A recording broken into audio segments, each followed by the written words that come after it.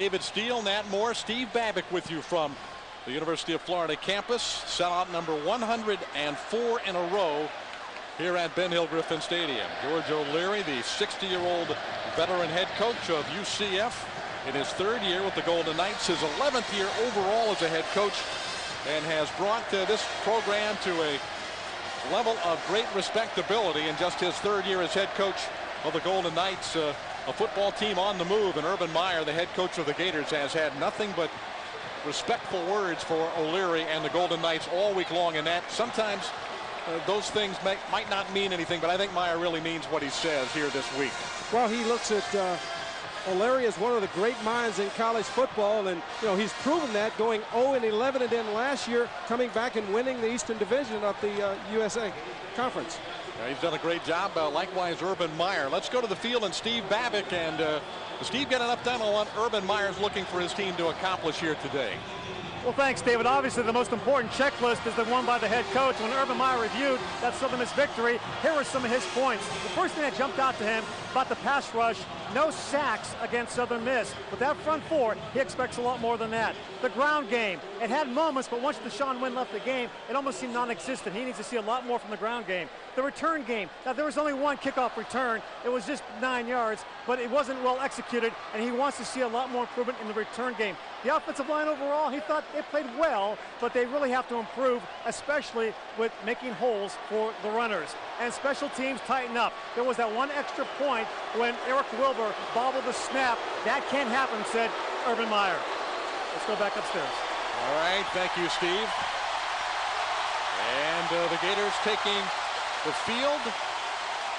We're almost set for week number 2. The Gators knocked off Southern Mississippi from UCF's Conference USA last week. That was a 34-7 game. Meanwhile, UCF was playing at home against Villanova and did not play as well as they certainly would have liked. They struggled against the Division I AA club, but won it going away at the Citrus Bowl in Orlando. There's Kevin, or rather returning for the Golden Knights is Curtis Francis. He's one of the backs along with Joe Burnett. But Francis, the main guy. Vinson, number 45, back there as well for UCF. And the Gators will kick off to start the game, as the sellout crowd continuing to file in here at Ben Hill Griffin Stadium. And here we go from Gainesville. It's going to be Vinson running it back and then fumbling it out of bounds at the 5-yard line. So maybe a little case of the jitters here to start this game. Jason Vinson mishandling that kickoff and fumbles it out of bounds at the 5. Well, good kick by the Gators as they kick the ball down the deep right side sideline, and Vinson not able to handle the kickoff, fumbles it out of bounds. It's called a muff, David. Not a fumble, it's a muff. He muffed it, and it gives Moffitt very poor field position. There's the young quarterback out of Winter Park. And his offense backed up at the 5-yard line.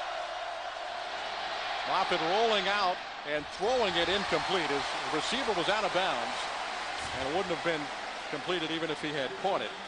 That's Joaquin, the intended receiver, Sergio Joaquin. And let's check out our starting lineup presented by Checkers, official burger of the Florida Gators. This offensive line, the most experienced returning offensive line in college football from a year ago. Mike Walker is the big playmaker at wide receiver number 11, a senior out of Orlando. And that's Walker split wide to the left on 2nd down and 10 for UCF. Smith runs very well between the tackles. That time he pounds out a couple of yards to about the 7-yard line. Florida's defense, the front four back intact. Marcus Thomas back in the starting lineup, joining McDonald, Cohen, and Jarvis Moss. The linebackers about as good as you get in college football, led by Seiler and Everett. And the secondary played extremely well last week. Tony Joyner in particular rated out very high and was named the team's defensive player of the week in that win against Southern Mississippi. 3rd down and 8. Moffitt has good protection, and his pass is caught by Rocky Ross out of bounds at the 16-yard line, and a 1st down for the UCF Golden Knights. Now let's check out tonight's keys to the game, brought to you by Chevrolet, America's #1 brand, #1 value. Well, for the Golden Knights, they want a balanced attack. They've got to be able to run the football to set up the pass, and on defense, they need some turnovers. They need to be able to take the ball away. The Gators, looking to improve their running game, didn't run the ball effective last week, and then they'd like to get more pressure, get some sacks. That time, Moffitt had plenty of time to throw the football, David.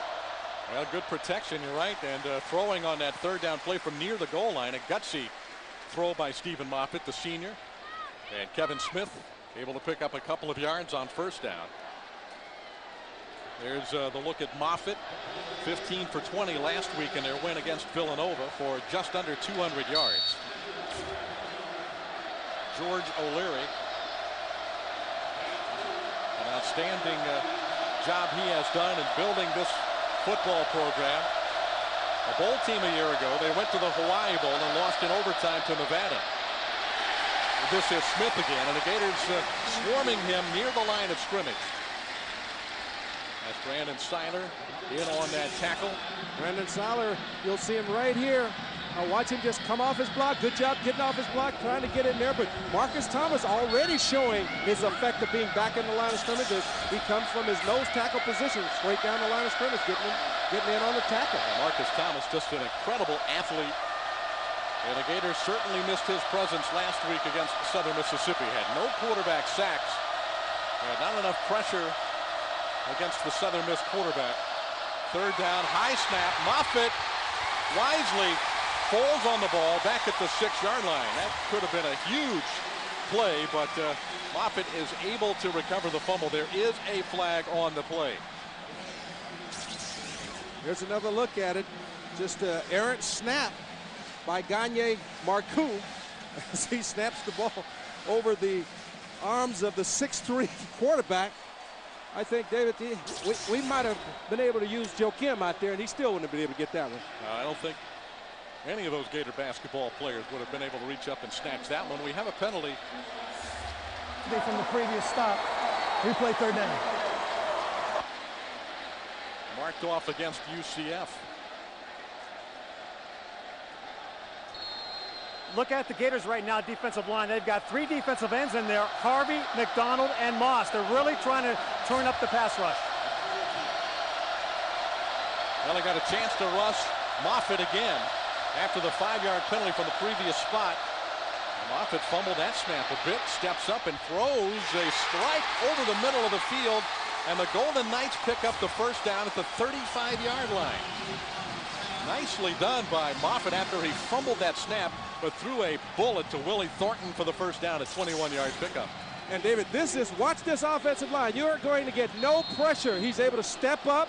Good clean pocket to throw to. Nice job by Thornton of going up, catching the ball in his hands as the ball's a little bit behind him, but outstanding execution by the offensive line. First and 10. Toss sweep. Nice room on the edge for Kevin Smith, and he picks up 10 or 11 yards to pick up a first down near midfield. At that penalty against the Gators that gave UCF an opportunity to pick up the first down must have been an illegal motion or something before the snap. Yeah, David, it was an illegal motion, but just a quick pitch to Smith. Good blocking outside. They crack back on the Sam linebacker. This allows him to get the short corner, and Smith gets outside for big yardage. The penalty helped the Golden Knights in the end, and they've got it first down again at their 47. Smith is hit behind the line of scrimmage and then driven down by Brian Crum. He was hit first by Derek Harvey, number 91, and then Crum finished him off. David, and for our viewers at home, going back to that penalty, anytime there's a pre-snap penalty, the play is automatically dead, and that's why the snap over the center, over the quarterback's head didn't matter. That it was just a dead ball, 5-yard penalty, and it kept the drive alive. Gators did not have an option to decline that penalty. Automatic. Certainly they would have. Second and 11. Moffitt setting up the screen very nicely to Smith, but look at Reggie Nelson come flying across the field and make the stop in the open field. A loss of 2 yards. Nelson showing why he is one tough playmaker for that Gator defense. And David, this is all about reading your keys. Right here, you see Nelson to the left side of your screen. Now watch him coming into the picture. Gets out there before Marcoux could get to him.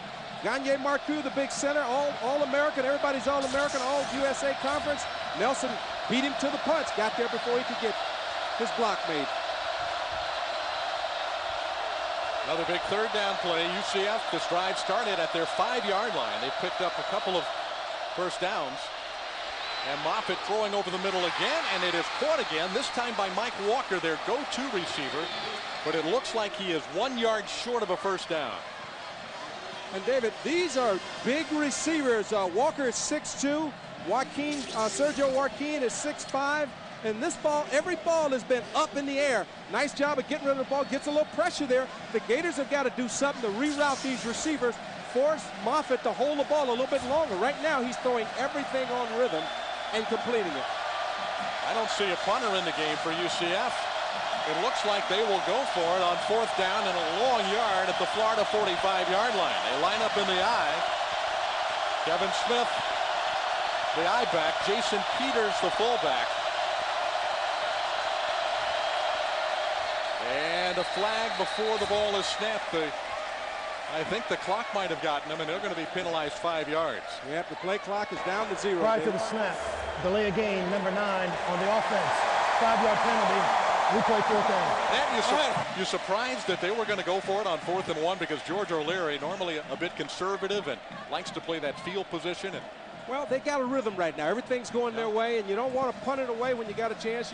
You know, if you make the first down, you keep that explosive Gator offense off the football field a little bit longer. All right, Malin Horn back to punt. Reggie Nelson stands deep. And a low kick that hits at the 20, takes a Florida bounce. And the Golden Knights down the ball right around the 20-yard line. Well, that's where Chris Leak and company will take over after the 33-yard punt by Alan Horn.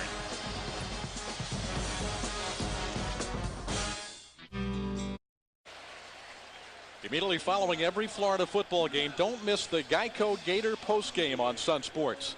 Sun Sports picks up where the network leaves off by giving viewers exclusive extended postgame Gator coverage.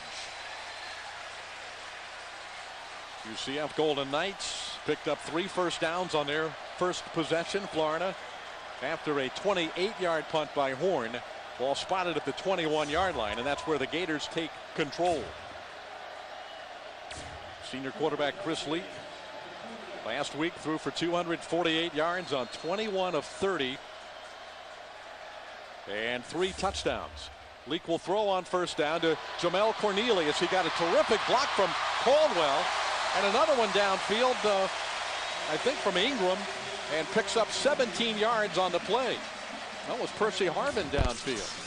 Boy, he got a couple of good blocks. It was Ingram, Cornelius Ingram with the second block. Nat, you love to see those wide receivers block downfield, don't you? Well, and that's what it's about in this offense. Those receivers blocking for each other, because there's going to be a play when all of a sudden you've got Jamal Cornelius doing the blocking and Percy Harvin's running with the football, or Andre Caldwell, you name it. You know, they like to spread it around here. Hands off to Deshaun Wynn, banged up last week, but stutter stepping through the middle of the line and picks up excellent yardage, but there is a flag on the play. Kyle Fowler made the stop. And it's going to go against the Gators. Starting lineups brought to you by Checkers, official burger of the Florida Gators. Let's check out Florida's offense. The offensive line graded out quite well last week, despite all new starters in there, with the exception of Steve Rissler. They had a number of starts a season ago. Backs and receivers, a very talented, explosive group. Jamel Cornelius, who had that first catch tonight, is a guy that the Gators want to get the ball to more. Dallas Baker had 9 catches last week against Southern Mississippi. And this holding penalty very costly, because instead of another first down up near midfield, it'll be 1st and 20. And the ball is back at the 31-yard line. And Leak hands off once again to Deshaun Wynn. And he picked up 2 yards to the 33. UCF's defense. Last week they had their problems with Villanova. Let's take a look at their line, led by Duzable and Shulligan in the middle, Welsh and Okamore on the outside. Their linebackers, last week Hogue had 11 stops against Villanova. And their secondary, the strength of their defense, led by Joe Burnett, one of the top freshman defensive backs in college football a year ago. 5 interceptions last year, and also one of the top punt returners in the country, returning 2 punts for touchdowns.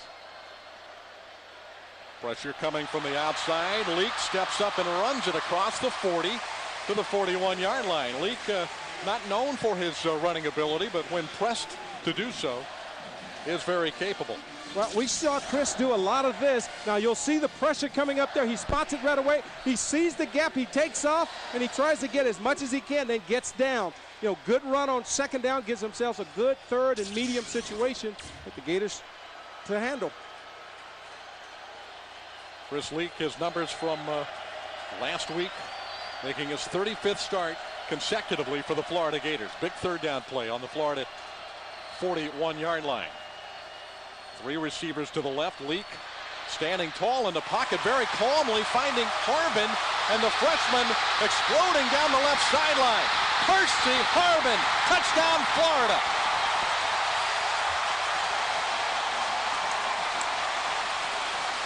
Is this kid a playmaker or what? And David, you gotta love this young kid, Percy Harbins. But you also, we talked about a couple plays ago, the blocking of the receivers downfield. I hope when we get a chance, we'll go back and look at the key blocks thrown by the receiver to spring their counterpart, Percy Harbin, as he goes 58 yards for the Gators' first touchdown of the day. And Hetland's extra point is good. Chris Hetland makes it 7-0. One of our inside the game topics tonight, the Gators looking for more big plays. Well, here's one, 58 yards. Percy Harbin takes it all the way for the Gators.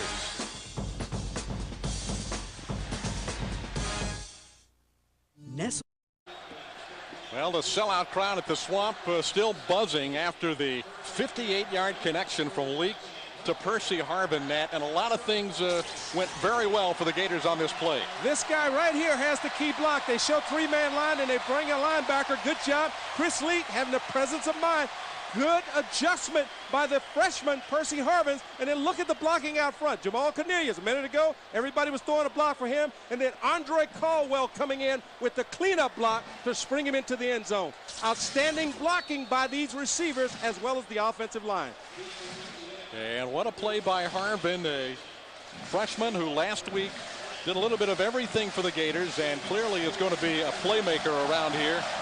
Last week, a reverse, a shovel pass, an end around, and he scores his first touchdown in the first quarter here tonight against UCF. The kick by Jonathan Phillips down in the end zone. And let's get an update from Steve Babick. Steve.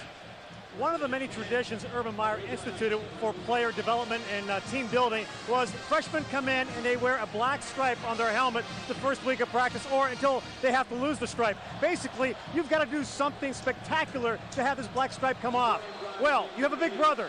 Jamel Cornelius was the big brother for Percy Harbin. After day 1, Jamel Cornelius told Urban Meyer, Percy Harbin black stripe is gone.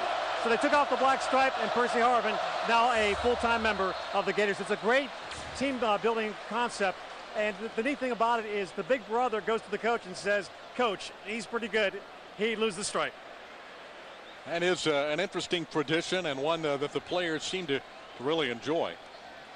I'm not sure how the freshmen enjoy it, the pressure to get that stripe removed off their helmet in practice in preseason, but it seems like a good team building effort by the coaching staff, Nat. Great team building effort, but even more so for a young guy, a freshman receiver that's come in, or a freshman that's coming in from another program. Prior to the snap, offsides on the defense. The player moved as a result.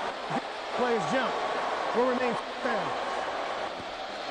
Well, going back to talking about the stripe removal, it gives that young guy that's been all world somewhere else a chance to earn his stripes when he comes here, more so than coming in with all the praise and think it's an automatic. So I think it's a great move by the coaching staff for these young guys. 5-yard penalty against the Gators. The ball carrier is the fullback, Jason Peters, a senior out of Seattle, Washington. He picked up 1 yard. It'll be 2nd and 4 at the 26. So the Golden Knights picked up 3 first downs on their first possession. They moved the ball with several clutch third down conversions. In fact, they were 2 for 3 on third down conversions on their first possession. We're looking at a 2nd and 4 from their 26. The Gators have them stacked up at the line of scrimmage. And the give is to Smith. Well, the Gators have so many blue shirts around there. Rather, it's Peters getting the call once again, Jason Peters. Yeah, the Gators are walking 6, 7, sometimes as many as 8, 9 men up around the line of scrimmage, daring them to throw the football. George O'Leary plays a ball control type of offense. They will pound the ball at you. They'll try to find something that might be a weakness in your defense, and they'll take advantage of it for as long as it works. Right now, they're running it between the tackles on this possession. Moffitt rolling right, throwing quickly, and the ball is caught by Mike Walker. Ryan Smith takes him out of bounds, but the Golden Knights pick up a 1st and 10. Walker, a young man that is coming off knee surgery and still kind of feeling his way back. A very explosive receiver, but I'm not sure if he's ready to be all that explosive this early in the season. Still kind of testing that knee out. Well, and the key is they run a very safe play as you get Moffitt outside the pocket, and Walker, the young man that went in motion, just turns up, knows that he only needs 1.5 yards for a 1st down, gets the 1st down. Well, they're 3 out of 4 on 3rd down conversions. Joe Cohen came busting up the middle and dropped quarterback Stephen Moffitt for a loss of 2. So many times we talk about the ability of a would-be tackler to get off the block and make the tackle. That time Joe Cohen had great vision on the quarterback, and as he started to try and run the scramble play right up the middle, quarterback draw, he's able to get off his block, make the tackle with his left arm. Just outstanding reading and reaction. How many times have you seen a guy go from running back to defensive tackle in college football? Joe Cohen has made that adjustment for the Gators. And asked to be moved. Yeah. Moffitt showing that strong arm, should have been caught. It's an incompletion. Ball intended for Joaquim. And there is another flag down. This one is going to go against the Golden Knights. But another well-thrown ball by Stephen Moffitt. Well, he's hitting his receivers right on the money. That time, the receiver tried to catch the ball in his chest instead of catching it in his hands. Holding number 85 of the offense. Penalty be declined. 3rd down. George O'Leary, great success as the head coach at Georgia Tech. The ball club in '98 went 10-2 and was a co-champion of Atlantic Coast Conference. Last year's Conference USA Coach of the Year. Golden Knights went 7-1 in conference play, won the East Division. They're the preseason pick to do it again. Moffitt's throw under pressure this time is incomplete. That time he had to hurry it and threw off his back foot. The Gators were getting good pressure from Ray McDonald. Well, this time the Gators bring pressure from out here.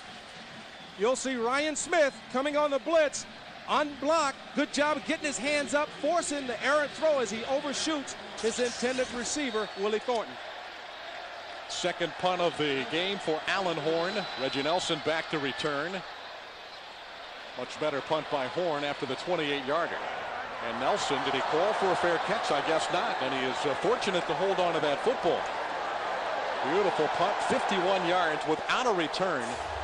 And the Gators will have the ball inside the 20 at about the 19-yard line, leading the UCF Golden Knights 7-0 in the 1st quarter.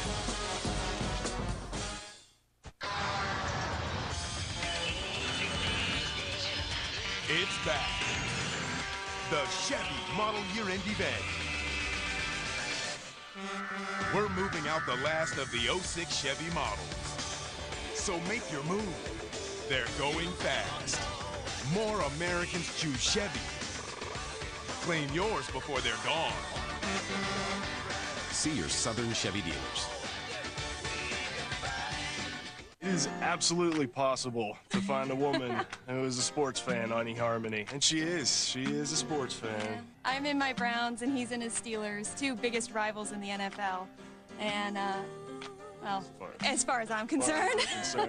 Sense of humor is just one of the 29 dimensions we use to match you on eHarmony.com. My dad said, "You're gonna marry a Steelers fan?" His little girl was moving to enemy territory. And I got phone calls from her family at the beginning of the game. Oh, she was stirring up big time when the Browns looked like they had some life. Looked like they were gonna really give them a run for their money. Or at least score a point or something. Find that one person that is going to appreciate you and love you passionately for who you really are, regardless of what team you root for. It's fun to have a little banter back and forth, and hopefully one of these days it will be a true rivalry again. Yes. Find everything you're looking for on eharmony.com. Log on today. It's television's most prestigious fishing tournament, FLW Outdoors. Look at the bend in that rod. The ultimate weekly challenge in competitive fishing. Woo! Huge fish. Follow the world's top anglers as they go head-to-head in a race to hook the day's most elusive catch. And battle it out for the right to be crowned world champion. FLW Outdoors, Sundays on FSN. Hey, thanks for stopping by. You know, I followed your character since the first episode. I'm a big fan. Big fan. Thank you. Listen, your storyline, it makes for incredible TV drama. Thing is, your drug use is very adult content. Too adult for the kids. So I'm gonna have to block you. Oh, man. Yeah. Well, have a good one. You're a nice lady. College football on Sun Sports is brought to you in part by your local Toyota dealers. Visit your Toyota dealer now and check out the all-new 2007 FJ Cruiser. 51-yard punt by Allen Horn, and Reggie Nelson almost got himself into a little bit of trouble trying to return it as the Gators have taken the 7-0 lead. Let's get another look, Nat. Yeah, Reggie Nelson has got to fair catch this ball. Jonell Neal is right here, right in the way as he's catching the ball. Almost kept him from even being able to catch the football. Deshaun Wynn running it on first down and picks up 7 yards out across the 25 to the 26-yard line. Boy, it's good to see Deshaun Wynn back and healthy this week. He banged up his shoulder, his neck and shoulder last week, and didn't play in the second half after getting 45 yards on the ground in the first half against Southern Mississippi. Wynn running very strong early tonight. Yeah, he was running exceptionally well last week. He was averaging over 6 yards per carry before he banged his shoulder.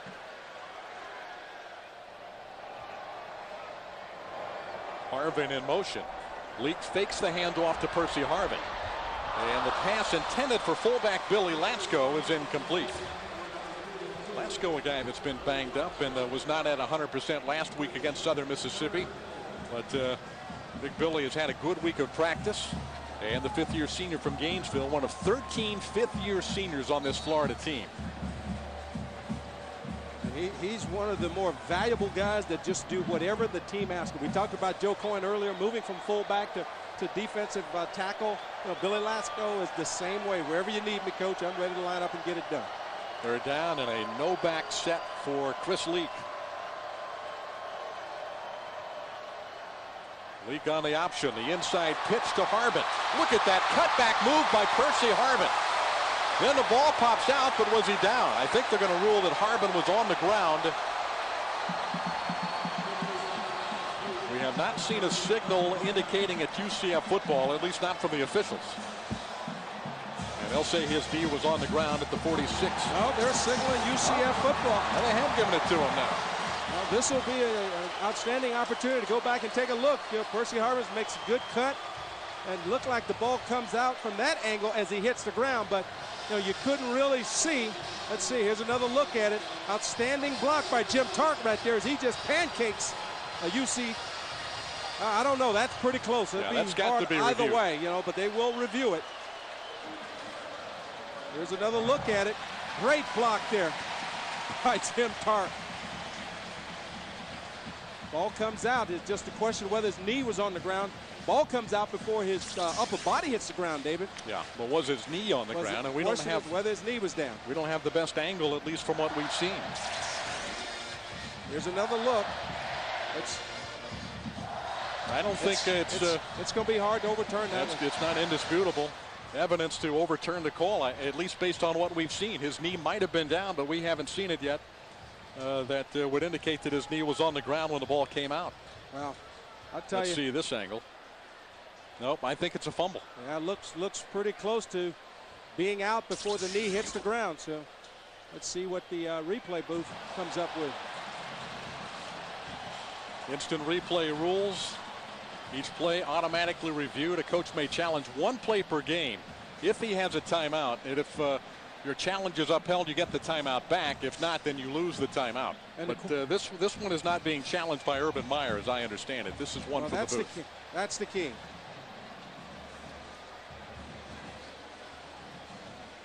And it looked like Harvin did fumble the ball before his knee went down. After review of the previous play, video evidence shows that the play stands as called on the field.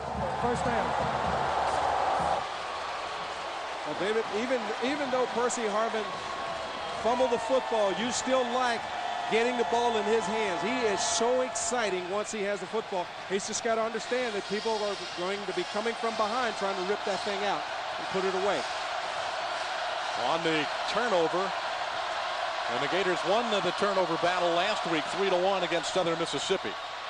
But the Golden Knights with good field position, and Kevin Smith, you can see why he is touted as a big-time running back out of South Florida, Miami Southridge High School.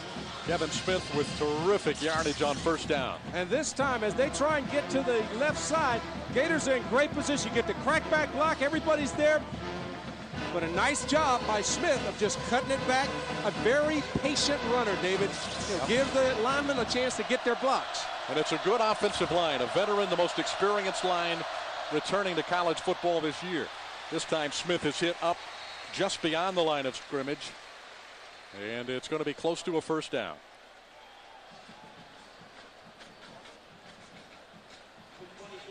While they sort things out, let's take a look at tonight's Geico quote of the game, presented by Geico, where 15 minutes could save you 15% on car insurance. Ryan Smith, the transfer from Utah. I always wanted to play big-time college football. It was like a dream. I almost got teary-eyed on the Gator walk. That's Ryan. Formation, only 6 men on the line, offense. That's Ryan talking about his experience last week against Southern Mississippi, a young man that started his collegiate career at Utah with Urban Meyer and that coaching staff out in Utah. And last year fell into a little disfavor with the Utah coaching staff, lost his starting job. And because he had graduated from college, he was able to transfer and immediately be eligible to play for another Division I team, the University of Florida, and a familiar coaching staff with Chuck Heater in the secondary and Urban Meyer as the head coach. Penalty against UCF, and the throw by Moffitt is incomplete. Intended for Rocky Ross, who has one catch already today. And the Gators get good pressure on Moffitt again, Nat. Well, they bring the corner blitz, but once again, outstanding blocking. Nice job by Kevin Smith. Just an errant throw. This is a offensive line that really knows their jobs, and they do a nice job of just passing guys along, staying at home so they don't get fooled as the blitz and the pressure comes. Moffitt has shown that if he is given time to stand back there, he's going to throw good balls. Pressure again, McDonald. Moffitt will keep it. Tony Joyner upends him at the 42-yard line. Joyner, the player of the game on the defensive side of the ball last week for the Gators. How improved is this junior, Nat, from Haines City, Florida? He is a much different-looking player than from a year ago. It's called maturity and experience. As Moffitt does everything he can to buy time, and then he decides to break the pocket. We said he was a scrambler. Nice move, tried to cut it back inside, but Tony Joyner having the ability and the wherewithal to reach back and snatch him out of the air with that right arm. I almost said Charlie Joyner, the all-pro receiver. Alan Horn's third punt. And the fair catch is made by Reggie Nelson at the 14-yard line. So this time Nelson does make the fair catch after a 30-yard punt by Horn. And the Gators take the ball. So the turnover does not cost them points, but certainly field position.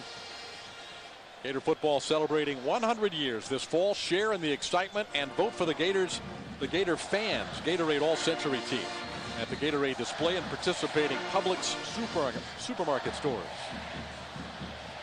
100 years of Gator football kicked off last week here at the Swamp against Southern Mississippi. This week another opponent from Conference USA and an in-state rival, the University of Central Florida Golden Knights. Here is Harbin again. They've gone back to that well, and Harbin is off to the races. Brought down from behind at the 33-yard line of UCF. There is a flag down back behind the line of scrimmage.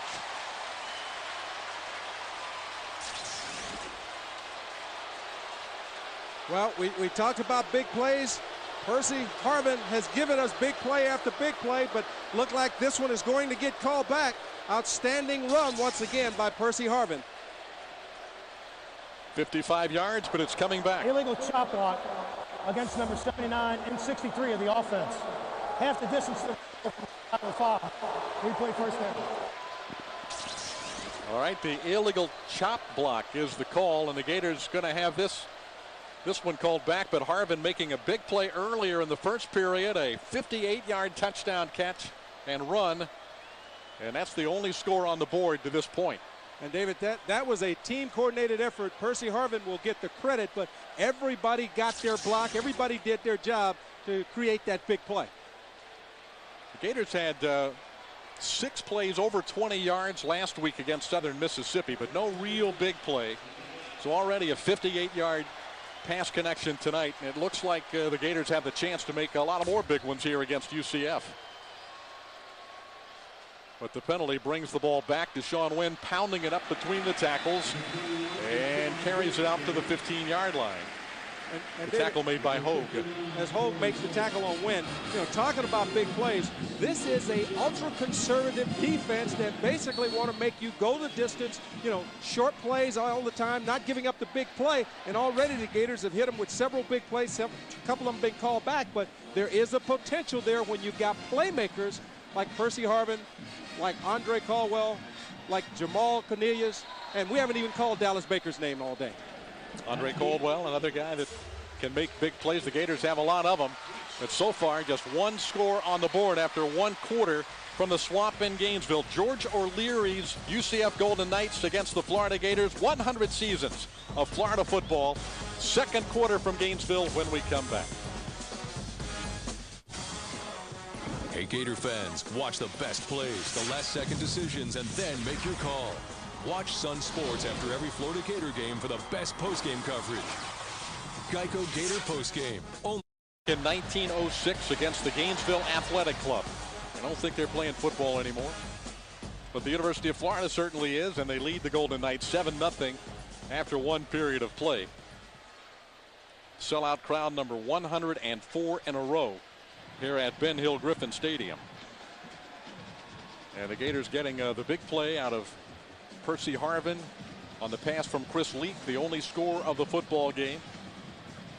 The Gators turn the ball over near midfield, and otherwise they possibly would have had another score and then had a long play called back because of a penalty. Well, the Gators have shown that they can move the football against this defense.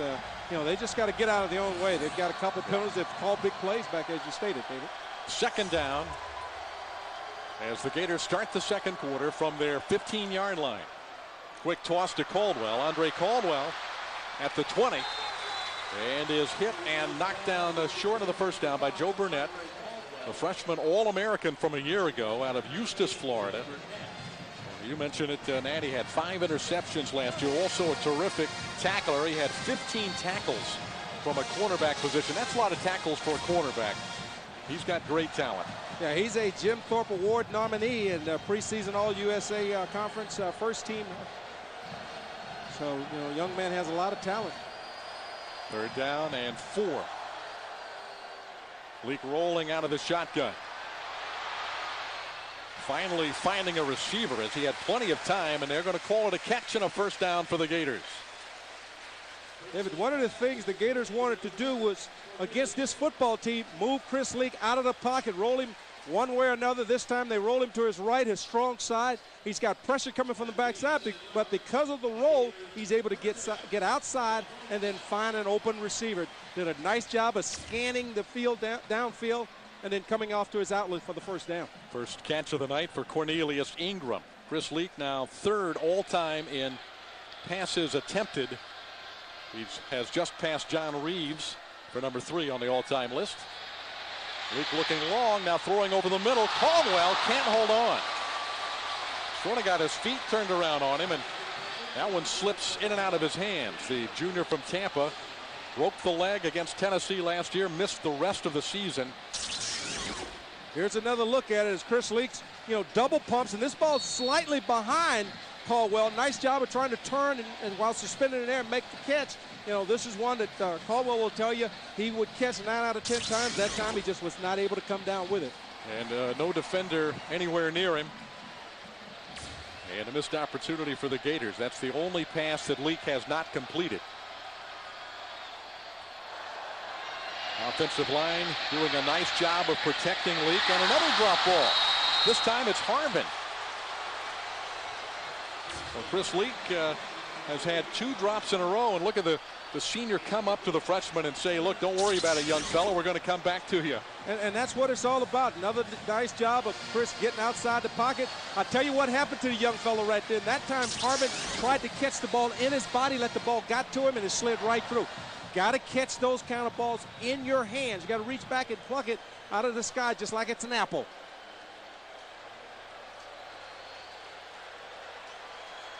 Now a 1-back set. Keyston Moore. And it's Leak rolling to his left this time. All kinds of throwing room, and this pass is incomplete. So the Gators go 0 for 3 as Kenneth Tooks unable to bring it in cleanly. He continues to have a conversation with the official. Let's go back and take a look. This time you move Chris to his left. He has to turn around, reset his feet. And there he sort of short-armed this ball. Can't tell from that angle, but a nice effort by Kenneth Tooks. Boy, that looked like a good catch. Trying to get both arms underneath the football, but side judge said no way. Urban Meyer out on the field arguing for Tooks. But no challenge, and Florida will punt the ball away. Well, David, Florida will punt the ball away, but that time they stopped themselves. You had 2 drop balls, and then an underthrow by Chris Leak, probably the worst pass he threw all afternoon. Eric Wilbur's first punt. There's Joe Burnett standing deep for UCF. And the senior from Winter Park, Florida. Low line drive, and it is fair caught. Burnett at the 35-yard line. The Golden Knights take possession of the football after a 37-yard punt by Eric Wilbur. Florida leads the Golden Knights 7-0. Enter to win the SunTrust Big Game Tailgate and Tickets for 20 sweepstakes. You could get 20 tickets to the Florida State game, including passes to our VIP tailgate party. Visit any SunTrust branch in Florida before October 31st to register. UCF football early in the second quarter. Smith, the ball carrier, and knocked down by his own man, but that was the play of Earl Everett that shoved the offensive lineman back into Kevin Smith. And that's what you've got to do. You got those big horses out front. Nice job of just getting upfield, creating a pile, not allowing Smith to cut back. There's no seam there as Patrick Brown gets knocked right back into the ball carrier. Outstanding effort. And then Earl Everett coming in, cleaning up. You know, we talked about getting some tackles for losses, getting some tackles for no gains. Gators are starting to get that done. Still don't have a sack, though.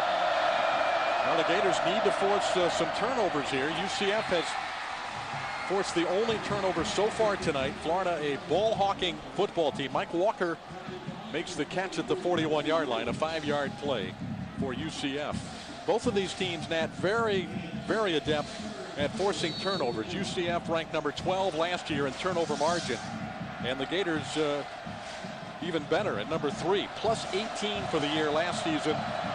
Urban Meyer's clubs are known for their takeaway ability. Utah, very much the same story, and at Bowling Green. Third down.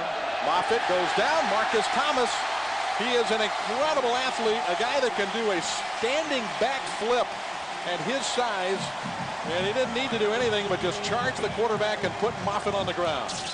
Well, you'll watch Marcus Thomas just splits the guard in the center, comes in and just politely puts him to the ground.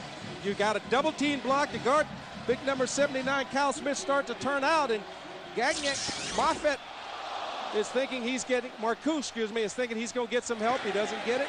Marcus Thomas makes the play. Great pressure on Horn as you look at Thomas. An incredible athlete, a guy that can dunk a basketball at 6'3", almost 300 pounds. That's a 45-yard punt by Horn under great duress. Florida will have the football, leading 7-0 at the Swamp.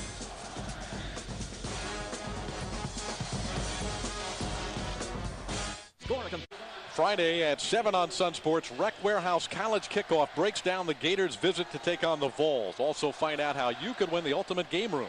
Rec Warehouse College Kickoff, Friday night at 7, only on Sun Sports. If you missed last week's show, you missed a terrific feature on Ray McDonald. Gators senior defensive lineman, and also the Atkins brothers at Florida State and Miami. Very interesting stuff. Good stuff on Rec Warehouse College football. Leak's pass is almost picked off, and it might have been. No, they're going to rule it incomplete.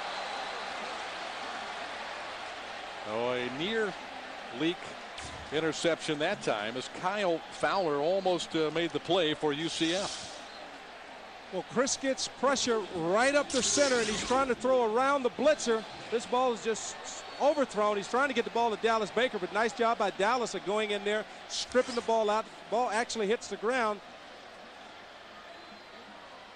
And Kyle Fowler, a redshirt freshman from Longwood out of Lake Brantley High School in the Orlando area, just about had an interception. And I think this time the challenge comes from Coach O'Leary as he steps out. And from what we saw, David, if he did make the challenge, he will lose. Yep. That was obvious that the ball hit the ground that time. But to his defense, he doesn't have instant replay the way we do.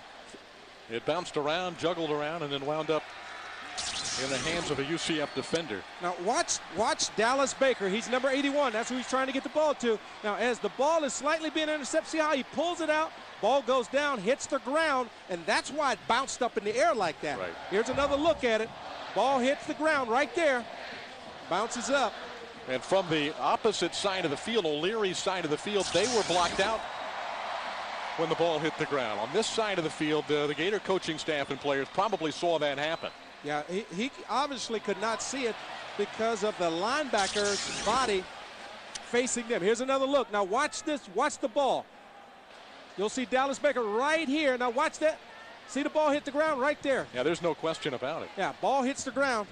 I tell you, trying to draw around that ball and as it's moving, it's kind of tough, David. But let's get another look at it. You don't play many video games, No, do you? no. Right there, you'll see the ball on the ground. There it is. Freeze it.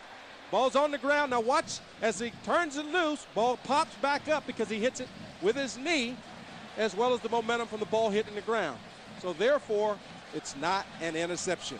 And the officials are looking at the same video that we just looked at. So this play will stand as an incomplete pass. So it's George O'Leary. Urban Meyer, the 41-year-old head coach of the Florida Gators, went undefeated with Utah in 2004. O'Leary had a 10-2 team back in '98 with Georgia Tech. And David, that errant throw was caused by a free blitzer right on the quarterback, right up the middle. And just a moment ago, we saw the offensive line over there together where they're talking to him about their pickups. So you've got to stay at home. You cannot let them come right up the middle because that's the shortest angle to the quarterback. If they come outside, that gives the quarterback a few extra seconds to try and get rid of the football. Here's another look at it. Right here, he never has possession. Ball hits the ground. Well, this was a challenge by George O'Leary, so he's going to lose a timeout as well, and you only get one challenge per game. I don't know why it's taking so long. That's my same thoughts, David. Well, here we go. He's got equipment trouble. That's probably what it is. There's the replay booth, and if they've got the same pictures we do, and I think that they do. Well, I think they get the feed from our truck. Yeah. Here's another look, and all you got to do is just watch the football. Here it looks like Corey has the interception, but he's juggling the football, and then as he goes down, there you see the ball right there. It's on the ground, clearly on the ground, never had possession of it, and then it bounces up to Jason Vinson, who thinks he has the interception.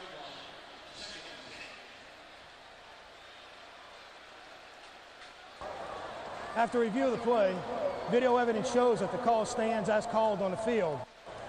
Will be charged to Central Florida. This is their first timeout of the first half. And an irate George O'Leary. It's tough to get too upset about these because the video doesn't lie. So he uses his challenge in the second quarter, and the Gators will be 2nd and 10 at the 21-yard line. And we do have timeout on the field with 11:27 to go. So much for all that talk about speeding up the games. This one dragging here in the second period. We'll be back. Nestled in the heart of Florida, there's a place you catch Gator Hotline with Urban Meyer on Thursday, September 14th at 7 o'clock, live from Beef O'Brady's on Northwest 43rd Street in Gainesville. The show can be heard on the Gator Radio Network and at Gatorzone.com. Well, Chris Leak's last 4 passes have been incomplete. He had several drops, but then a poorly thrown ball almost picked off by UCF. It is 2nd and 10 from the 21-yard line. Florida leads 7-0. And a fumble on the snap. Leak pouncing back on it at the 19-yard line. Just a mishandled exchange between Leak and Wynn. Let's go back and take a look. Right here, it looked like he never really got it. Yeah. And just good awareness getting on the football. Florida's offense all of a sudden very sloppy. Chris was 5 for 6, and now he's missed the last 4, and really is struggling at this point in the ballgame. And Urban Meyer really wants to get freshman Tim Tebow in the game, but with a 7-0 score and his offense sputtering, that is not likely to happen anytime soon. Leak steps up and throws a strike to Dallas Baker. He made one man miss and is tripped up at the 47-yard line by Vincent. Baker, who had 9 catches last week, 10 catches in the final game last year in the Outback Bowl, so that's 20 catches now for Baker in the last 2+ games. And Baker is working against number 19, Joe Burnett. But watch the little quick move, puts his hand down, jumps up, and then picks up additional yardage. Outstanding run after the catch. Dallas's first catch tonight goes for 28 yards. And he made a pretty good coverage guy miss him out there on the corner. Play action fast, a fake, and the throw by Leak is caught. What a beautiful catch by Cornelius. Jamel Cornelius twisting his body back toward the sideline and holds it in. Well, one of the things the Gators wanted to do was get the ball into Jamal Cornelius' hands. Little play action. Nice little ball. Ball's outside, throwing it away from the safety. Nice job of reversing his body. Now watch him turn inside, and then he's going to turn all the way around and make the catch. Great concentration by Cornelius to come down with this scrap. Well, that is a big first down play for the Gators. Now to the UCF 31-yard line. Jared Faison, the freshman, is wide out to the right side. If the ball goes inside to Deshaun Wynn. Gators committed to running the football, as we talked about, Nat, one of our key storylines tonight inside the game. But they have really gone to putting it in the air here in the second quarter. Well, they're finding big holes in this zone defense. And, you know, Chris has just been off target. He had a couple drop balls when you look at his numbers. So, you know, there's no reason not to throw the football if you've got receivers that wide open and they're making plays. 28 yards on the ground for the Gators, 22 for the Golden Knights. And here's Harbin on a handoff, the end around. Percy Harbin stepping out of bounds at the 25-yard line. And you know, you're still looking, Nat, for somebody to emerge running the football for the Gators. Deshaun Wynn, I think by now we pretty much know what kind of back Deshaun Wynn is. He's a guy that is solid, but not going to be a big play ball carrier. So the Gators are looking for somebody, and perhaps Harbin is that guy that you can hand the ball off to, like we just saw on an end around, and get him in a position to get you some running yards. Well, David, when I look at this offense, I almost think that your slot guys are the playmakers more so than your running back. Yeah. The running backs are more the pounders that's just go get the tough yardage for you. No back set. 3 men wide to the left. Leak fakes the pass and runs it. That looked like a cold running play for Chris Leak. He stood up, pump fake, and then darted up the middle for 6 yards and picks up a Florida first down. And this time they catch the perfect coverage because he's going to get a blitz coming from out here. And you get good blocking. You see the tackle turns out. Nice job of making the linebacker miss him. You think Richards is going to be able to bring him down. Not so, as Chris Leak is starting to show he's fleet of feet. This drive started at the 21-yard line. We're inside of 9 minutes left in the second quarter. Deshaun Wynn in motion. Again, Leak fumbles the snap. Trying to make something out of it and finds Deshaun Wynn. Wynn has excellent hands, the senior out of Cincinnati, Ohio. And he's got a first down, or very close to it. It looks like it will be spotted inside the 10 for a 1st and 10. Corey Hope made the tackle for UCF. I tell you what, looked like Chris is just trying to do too much too fast, and he's not waiting and catching the football. That time he put the ball on the ground, but had the presence of mind to pick it up, knowing he's buying time because it's a roll route where he's getting outside the pocket anyway, and then coming to his outlet receiver, Deshaun Wynn, for the reception. Leak has already thrown for 172 yards today. Latsko in the game. And the handoff to Wynn, running off right tackle into the end zone, touchdown.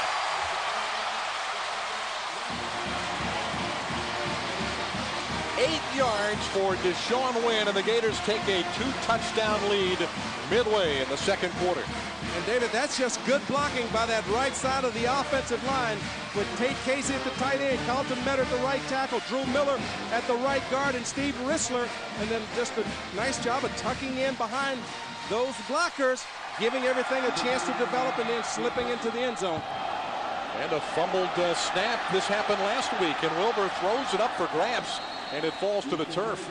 Well, that's a dangerous play to make. UCF picks that off. They're off and running the other end. Well, the Gators, as Steve Babick pointed out before the game, one of their points of emphasis from Urban Meyer to tighten up special teams and tighten things up all the way around, and it's gotten very sloppy here in the second quarter. The head coach cannot be happy about some of the things that he's watching, and this is another look at the touchdown, and there you see good lead block by Billy Latsko, and Wynn walks into the end zone, but an outstanding job of blocking by the right side of the Gator offensive line. Nice job by Carlton Metter, good job by Billy Latsko, Tate Casey, you name it. Those guys did a nice job just getting movement along the line of scrimmage. And this gets Deshaun Wynn into the end zone. Wynn's second touchdown run of the year, the 21st of his career. And David, this is the second time where Eric Wilbur has just not been able to handle the snap. It's a perfect snap. Everything's done properly. Perfect snap. He just doesn't catch the football. You know, a lot of teams have went to where they use the punter as the holder strictly because the punter and the field goal kicker are together all the time, get a lot of time to work together. But then there's other teams that still use their quarterback or guys that are used to catching the football to do this.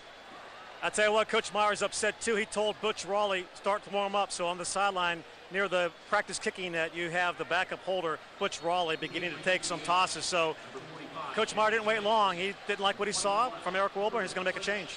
That would be a surprise to no one if you saw a change on that in that position. There's Butch Rowley out of Orlando, out of the First Academy in Orlando, getting ready to hold the next time the Gators have an opportunity. And this is Curtis Francis on the return for the Golden Knights, bringing the ball out to the 29-yard line.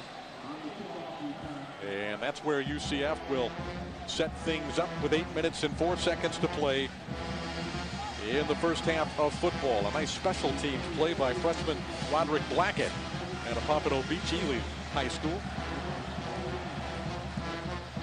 Well, the Gators gave up just one touchdown last week against Southern Mississippi. That was off of an early turnover. And the Golden Knights have yet to seriously threaten tonight in game 2. Moffitt rolling to his right, and his pass is incomplete. Intended for Thornton, who caught a ball early tonight but has still just 1 reception. He had 3 catches in their game last week, did Thornton against Villanova. But this is not Villanova's defense out here tonight. And the Gators defense are really doing a nice job of trying to break down that pocket, but the athleticism of Stephen Moffitt is always able to get outside and get rid of the football. And the Gators have yet to force a turnover in this game. Kevin Smith, or rather fullback Jason Peters, getting the second down handoff for no gain. And don't miss Gator Tailgate Overtime, presented by Bell South, featuring a panel of experts, including former wide receiver for the University of Florida, Chris Doering. They'll examine the outcome of this game. That's Monday night at 7, only on Sun Sports. 3rd and 10 for the Golden Knights. They are 3 for 7 in third down conversions. Marcus Thomas charging across the line, and he was drawn by their tackle, I think, Josh Sitton. And David, when you play against a guy with the speed of a Marcus Thomas, you're got to anticipate. Prior to the snap, false start, number 70 of the offense, 5-yard penalty, repeat third down. If you're the offensive guard, offensive tackle that's playing over him, you've got to anticipate the snap count because he's just too quick for you to get off the ball late and still be able to block him. So, give Marcus Thomas credit for forcing that penalty. Derek Harvey in the game at the defensive end. That moves Ray McDonald to tackle. And Moffitt throwing and completing the pass at the 31-yard line, and a very solid tackle made by Reggie Lewis. Jason Peters on the receiving end, and the Golden Knights come up short on their third down effort and will have to punt the football once again. Good job by the Gators secondary. They sat back in a zone defense. Good pressure there by Jarvis Moss, forcing him to throw the ball underneath and then coming up making the tackle short of the first down. 5th punt for Aaron Horn. Reggie Nelson standing back at the 31-yard line. Low line drive spiral. And Nelson again feeling it with a defender in his face. Reggie Nelson holding on to the football. And out of bounds at the 23-yard line. Well, David, you might question Reggie Nelson's decision-making on catching the football, but you also got to say that the young man has great hands, as each and every time he's been able to handle it with a man right in his face. And the Gators, with a 2-touchdown lead in the second quarter, are going to go to freshman quarterback Tim Tebow. Last week he played in 2 series, scored a touchdown run in his collegiate debut. He ran over a Southern Miss defensive back on a 1-yard run in the fourth quarter. So the talented freshman going to get a chance to run this Gator offense in the second quarter tonight, with his team leading 13-0. He's got Keyston Moore in the backfield in a single back set. 3 men wide to the right, 1 to the left. Basic 4-man front for UCF. Tebow going to carry it and runs into the linebacker right up the middle. That's Rex Hill, the defensive tackle that stood in there and knocked him down, a junior out of Marathon. Just a little put it in the belly of the running back. A nice job by Rex Hill of just throwing away the guard. Just threw him down and stayed at home, made the tackle.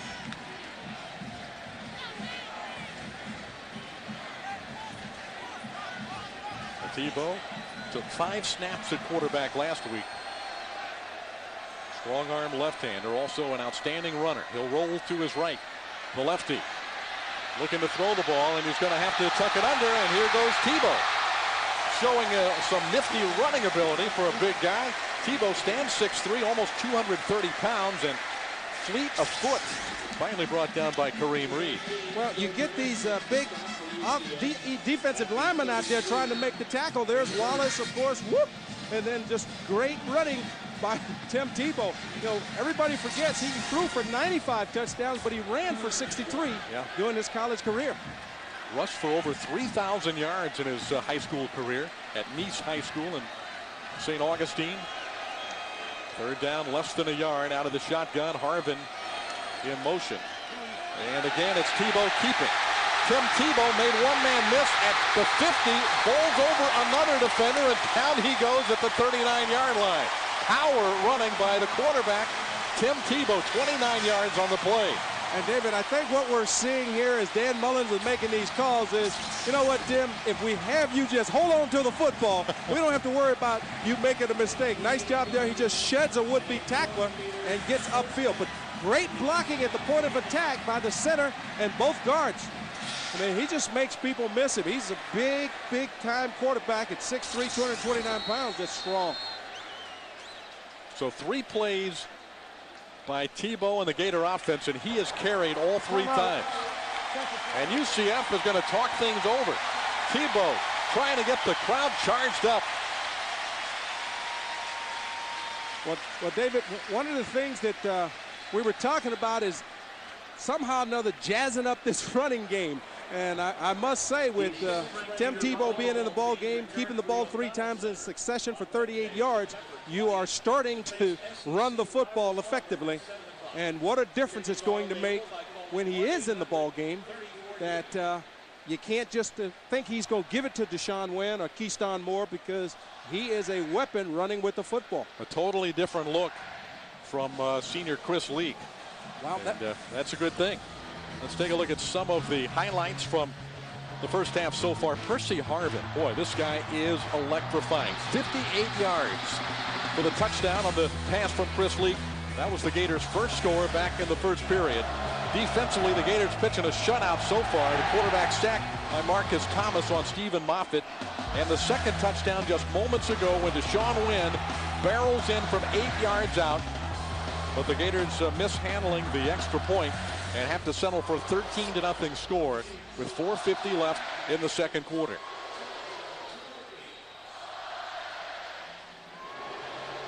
Florida's offense, a completely different looking offense with Tebow running things at quarterback. And some of this, though, Nat, as you pointed out, is just to keep things simple for the young guy and make sure that he doesn't get too excited, too carried away, and make a mistake. Rightfully so. Yep.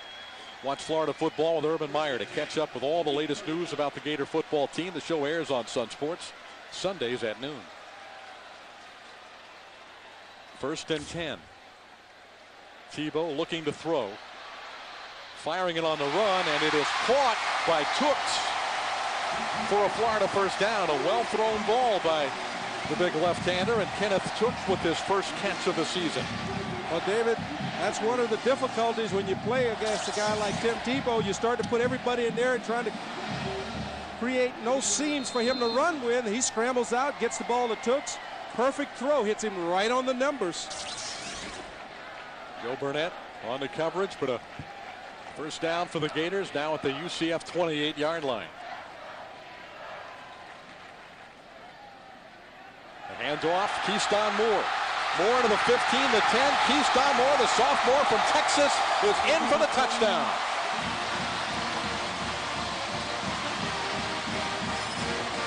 "28 yards on the carry, and boy, Tim Tebow just came in there and really rattled that UCF defense with his ability to run the football, and then you open up things for Moore. Well, David, you said it, but no one on the UCF defense felt like Moore had the football. They thought that Tebow was going to pull it out and run with it. He had had such success. You give it in there, there's just nobody there to make the tackle.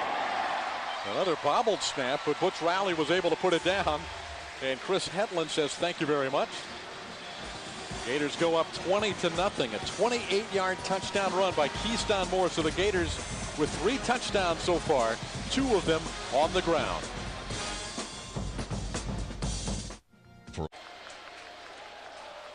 Florida leading 20-0 now after the 28-yard run by Keyston Moore. 4:19 left in the second quarter. Nat, what do you like about the blocking here on this play? Watch these guys right here on this.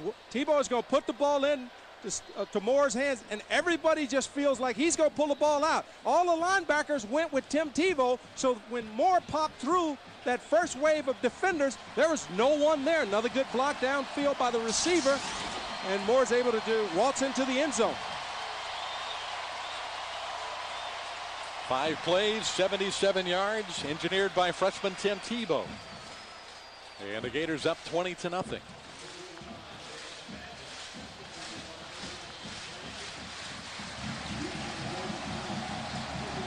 21 deep to return. That's Curtis Francis for the Golden Knights along with Vincent. And Florida flexing its muscles here in the Swamp. They've won 9 straight here at home.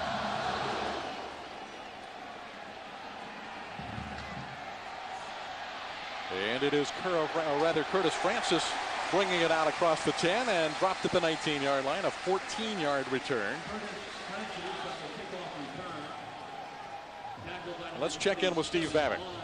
Well, there's a shot of Mon Williams, one of the candidates to be a back, maybe to emerge to help that running game. You know, perhaps, though, Stan Drayton and Urban Meyer are just going to have to do this by committee. We'll see Keyston Moore let the block set, and as Nat Moore said, once that fake worked well with looking at Tebow, there goes Keyston Moore. The Gators may not have a long-range back. They may have to do it by committee. Well, I think that is what it's shaping up. As Wynn and Moore both getting the call, and there's a fine play by Tony Joyner. And Kevin Smith is stuffed behind the line of scrimmage. Well, David, what happens when you're a football player, you'll watch Tony Joyner right here.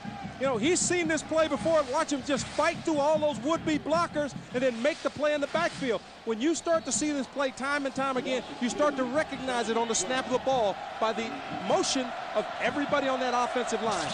Outstanding job by Tony Joyner there. And George O'Leary this week said that his team has seen what they're going to see tonight from Florida, defense and offense, but the speed is what's different. And there's the speed from Jarvis Moss, getting in the face of Stephen Moffitt and forcing the incompletion. Once again, Matt, it's the speed of the Florida defense that UCF is having problems with tonight. Now this is Moss right out here. Excuse me. It's coming from the, he looked like he was lined up in a linebacker position. They run a in tackle game. That's where the tackle comes out, and then Moss comes in from the end position, comes inside, and he forces the errant throw. Here is Moss right there, 94, coming right up the middle. You got the corner blitz, Lewis on it. Nice job by Stephen Moffitt of just throwing the ball in the dirt right at the feet of the tailback, Smith. 3rd down and 11. Gators with a 4-man rush, and again it's Moss getting a piece of Moffitt's ankle, and the ball is thrown away. So again, the Gators getting pressure on Stephen Moffitt and have forced the punt. And David, we came into the ball game talking about developing pressure, getting pressure on the young man. The Gators have got tremendous pressure on Moffitt as well as the running backs, but Moffitt has done an outstanding job of getting rid of the football, not giving up the sack, trying to save field position. The Gators have not forced any turnovers tonight, Nat, as they are accustomed to doing, but they have put a lot of pressure on Moffitt and that UCF defense. Nelson catches the punt at the 44-yard line and is drilled. So no return after the 36-yard punt. Travani Johnson made the play for UCF. Immediately following every Florida football game. Don't miss the Geico Gator postgame on Sun Sports. Sun Sports picks up where the network leaves off by giving viewers exclusive extended postgame Gator coverage. Sorry about that, partner, but David, I'm so excited watching Reggie Nelson time after time. You know, we're talking about finding playmakers. Here's a guy trying to make a play, but no one can block the Flyers. I mean, each and every time, you know, all he wants is give him a chance to catch the football and a step, and he can make something happen. So the Gators got to do a better job of blocking the Flyers. Yeah, I think special teams play has been suspect is probably too kind of a word tonight for Florida. And they've been penalized on this play, and the ball is spotted back at the 30-yard line. Chris Leak back at quarterback for the Gators after Tebow directed a 77-yard drive. And here is Deshaun Wynn, the senior, carrying the ball for about 10 yards near the first down marker. And Tim Tebow, this talented freshman, is going to make a lot of plays for many years here at the University of Florida, Nat, and you can see what he brings to the game with his running ability. Well, not only is his speed and quickness, but he's just a tough guy to get down on the ground. 2nd down and short yardage. Well thrown ball. Percy Harvin with the catch. And the freshman from Virginia Beach, Virginia, picks up a first down. A 14-yard play. Harvin already with a 58-yard scoring strike from Chris Leak. And that is his 2nd catch. Harvin was working against Joe Burnett, which is supposed to be the best cover guy in the USA Conference. Gators in a no-huddle offense. Leak rolling out. Going to keep the ball on the option. And steps out of bounds at the UCF 45-yard line. A 3-yard gain. And it'll be second down. That stops the clock with 2:04 remaining in the first half. Urban Meyer trying to figure out a way to get more plays run. He is very upset, probably as outspoken as any coach in college football regarding these new rules with the clock. And the Gators only ran 59 plays last week. They averaged 70 plays per game a year ago. So he's trying to get as many plays as possible. Coming up at half, we'll take a look at the first half stats and highlights as well. Revisit our keys to the game. Well, not many coaches have been as outspoken about these rule changes as Urban Meyer. There's another drop ball. This time it's Andre Caldwell. Leak has had at least 3 passes dropped by his receivers tonight. And Chris is 9 for 15. So you throw in those 3 catches, he'd be 12 for 15 and already would be over 200 yards in passing. Well, and also think about the plays that have been called back, David, because of the holding penalties. Or, you know, you're talking about a team that really has stopped themselves more so than UCF being able to stop this football team off defensively.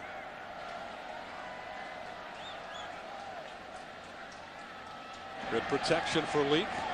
And a beautifully thrown football. And here go the Gators. It is Cornelius inside the 10 at the 9-yard line of the Golden Knights. 34 yards. Talk about big plays, Matt. They're coming left and right. They're coming runs. They're coming passes. Florida's offense, if it could stop shooting itself in the foot, would be having a huge game tonight. And what they do is they spread them out, and that time you saw the zip on the football from Chris Leak. You know, Chris Leak is a passer. Tim Tebow is a runner that also can pass effectively. So what a combination at the quarterback position when you look at Chris Leak and Tim Tebow. No back set. The ball spotted at the 10-yard line.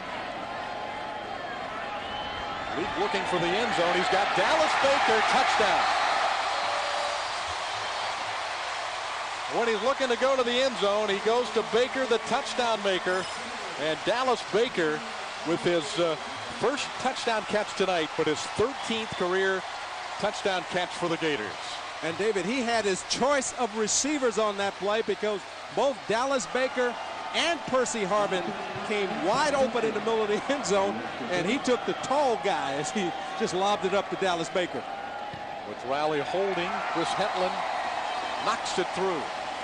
And Florida opens up a 27-point lead against UCF with 1:29 left in the first half. Well, you get a little crossing route. You got Dallas Baker, a nice fake. Just a nice fake, head and shoulder fake as he's going to the corner. Then he comes right back underneath, right down the center.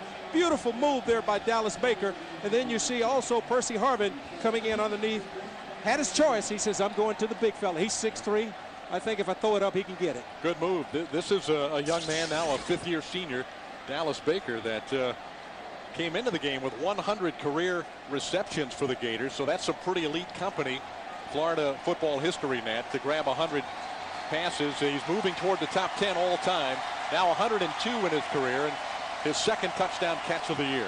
And that's what we really expected out of Dallas Baker. You know, that particular time, it looked like one of the moves of his uncle, Wes Chandler, as he put a nice head and shoulder. I mean, if you're playing defense, you think he's going to the corner too, and he just popped wide open. Defender never had a chance. Well, his uncle, Wes Chandler, was an explosive receiver. I mean, a guy that could carry the ball. He got a lot of yards after the catch. Let's put it that way.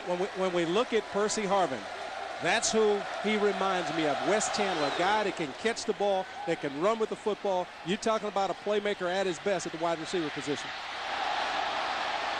Flags flying every way. Francis, a nice return out to the 38-yard line. But let's check out the penalty flag. Brian Smith made the tackle.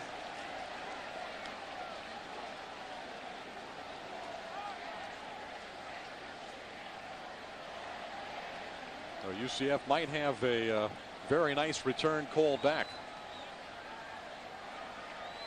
During the return, illegal block in the back. Number 56 of the receiving team. Half the distance to the goal from the spot of the foul. First down. Well, it's going to come back now. Nat, we've also seen a new kickoff man for Florida tonight. Joey Ehas has handled the last couple of kicks. And Urban Meyer looking on. Urban Meyer looking for better special teams play. Wants the kickoffs deeper. And it's kind of interesting because last year, they had some success kicking the ball deep. But, as we talk about defense, we came on the air talking about this defense creating pressure. Well, the last 4 times UCF has had the football, they've been 3 and out. Your first possession, they ran 10 plays, and then after that, the defense is just locked down on them. 3-yard gain by Jason Peters,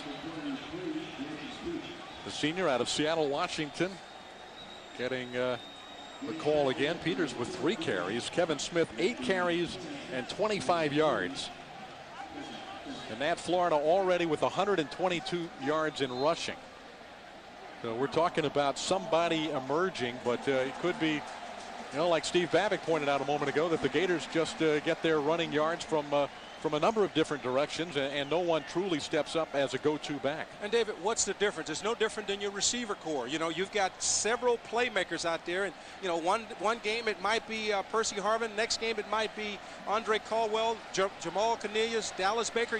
You don't care as long as you get the production. Sometimes we make too much of one guy carrying the mail.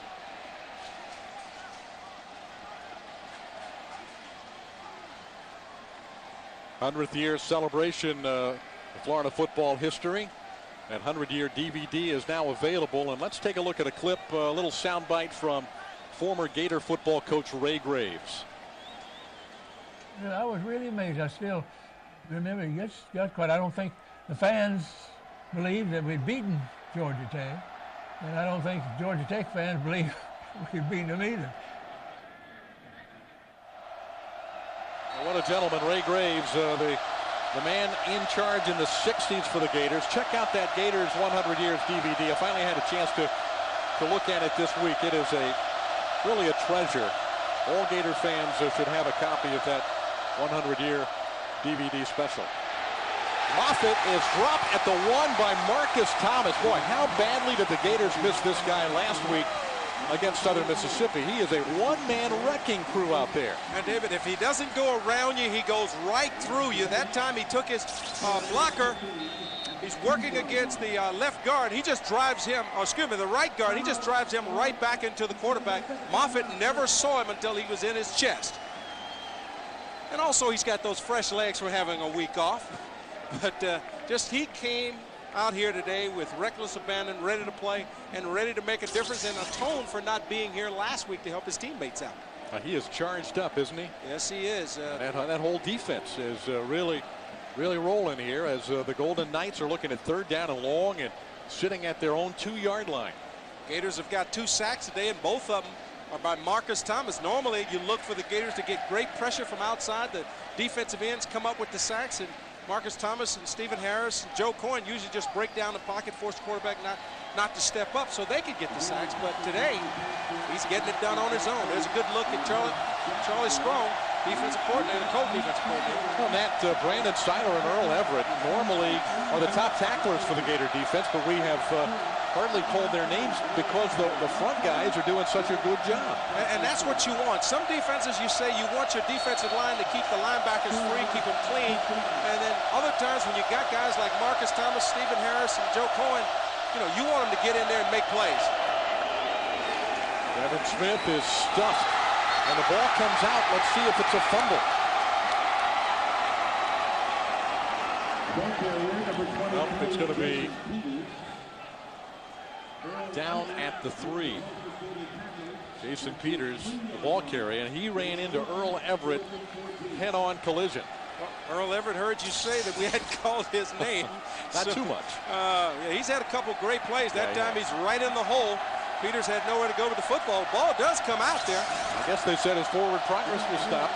Quick whistle. Yeah, it was. Gators should get good field position here, David, with another chance to put some points on the board. This is their 3rd final timeout. And the timeout is taken by the Gators, their 3rd and final timeout. And George O'Leary's worst nightmare is coming to fruition in this first half. His team fallen behind 27-0. Peters just looking for any kind of a crack in that Florida defensive line, and there is nothing there. And as you can see, the ball pops out, and I'm not sure who recovered it, but they ruled, like you said, David, probably the fact that his progress had stopped, and they were driving him backwards before the ball comes out. Here's another look where you see a nice job by Jarvis Moss of getting his hands in there, knocking the ball out, but all for naught. Just great work by that defensive line and cohesiveness between the defensive line and the linebackers. Everybody getting in their gaps, and then Earl Everett getting in his, making the big stop on Peters. And David, the reason the Gators were forced to call the timeout is with the efforts of speeding up the game.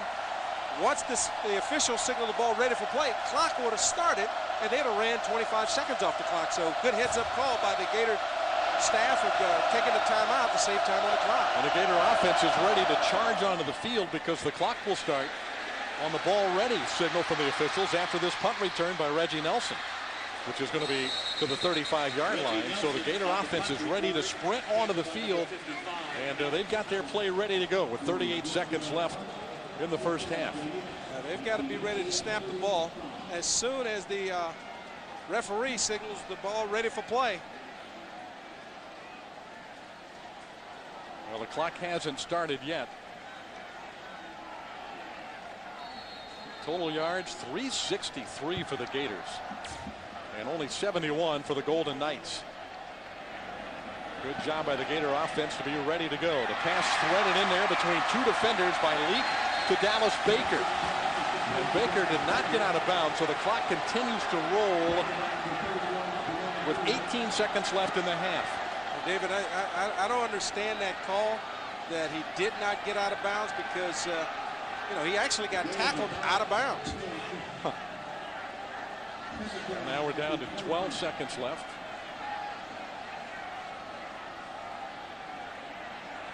And it looks like they might be checking to see whether or not it's a first down. That's why the clock has stopped. It took them a long time to figure out that they needed to stop the clock, too. Well, I think what happens is because they ruled that he didn't get out of bounds, he got out of bounds, but they say he was going backwards to get out of bounds, so they ruled him out, so they got to take his forward progress, and look like it is a first down. But the Gators lost about 15 seconds while the officials let the clock run, and they stood around watching the football before they decided to measure for the first down.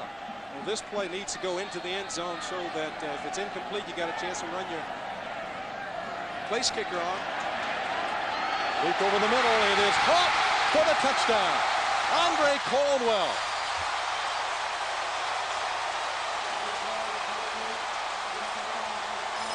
You love it when a receiver goes up, knows he's going to take a shot. That time, Andre Caldwell makes the catch for the touchdown. How good is it to have Andre Caldwell back on the field? Ooh. You know, he took a big shot there.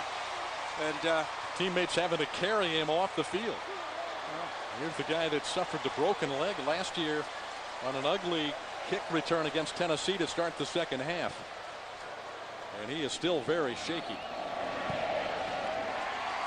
Wouldn't you know it? With the extra point. Hey, we were able to catch the snap from center this time. No bobbling the ball, everything clean. But let's hope that Andre Caldwell is okay. This ball is thrown on a frozen rope, and outstanding catch by Caldwell as he goes up. Watch him go up and catch the ball in his hands, exposes his body, and then he gets hit. But watch the shot coming off the top, which hits him in the headgear. And that's probably why he's a little woozy. I've been there before, David.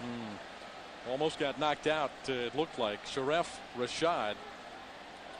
Strong safety coming from the left side. Here's another look. Chris Leak does a nice job of looking the safety off and then coming back to Caldwell where he wanted to go with the football all the time. You know, this guy's just a pure passer, and when given time to throw the football, he's going to get it in the vicinity, give his receivers a chance to make a play. And I think it was Vincent that came over and caught him with the helmet, number 45. It was Rashad that made the first hit, and then Vincent came in and looked like he actually hit him with his thigh up around the headgear. Nothing intentional. For that touchdown with 4 seconds on the clock. And Florida with a 34-point lead, 34-0. Ehas with the kickoff, little squibbler, and it is down at the 41-yard line.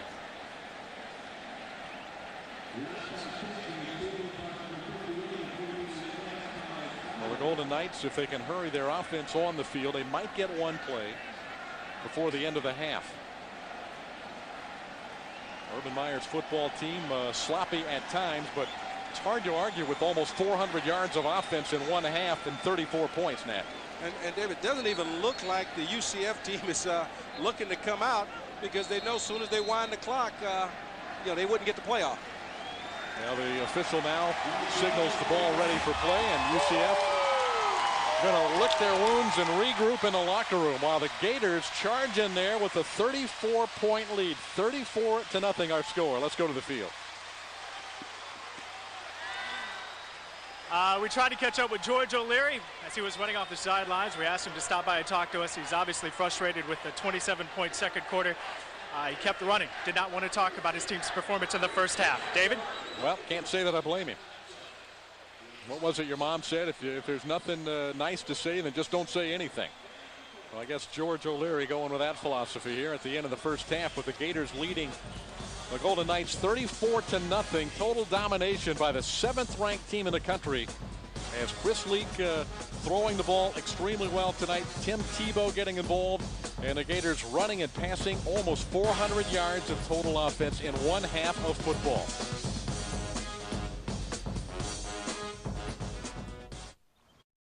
College football on Sun Sports is brought to you in part by SunTrust. Enter to win the big game tailgate and tickets for $20 at any SunTrust branch. And by Steak and Shake, famous for steak burgers. Florida Gators led just 7-0 at the end of the first quarter, but exploding in the second period for 27 points in that quarter. They lead UCF 34-0 at the intermission. Welcome back on tonight's game from Gainesville. Nat Moore, David Steele, Steve Babick on the sideline. Nat, the Gators scored 3 touchdowns in the span of 4 minutes and 19 seconds at the end of that second quarter. Phenomenal offensive production in the first half by Florida. A great offensive production, but also great defense, because they, at the end of the game, at the end of the first quarter on, everything's been 3 and out, and that gives the offense the ball in great field position and more opportunities to put points on the board.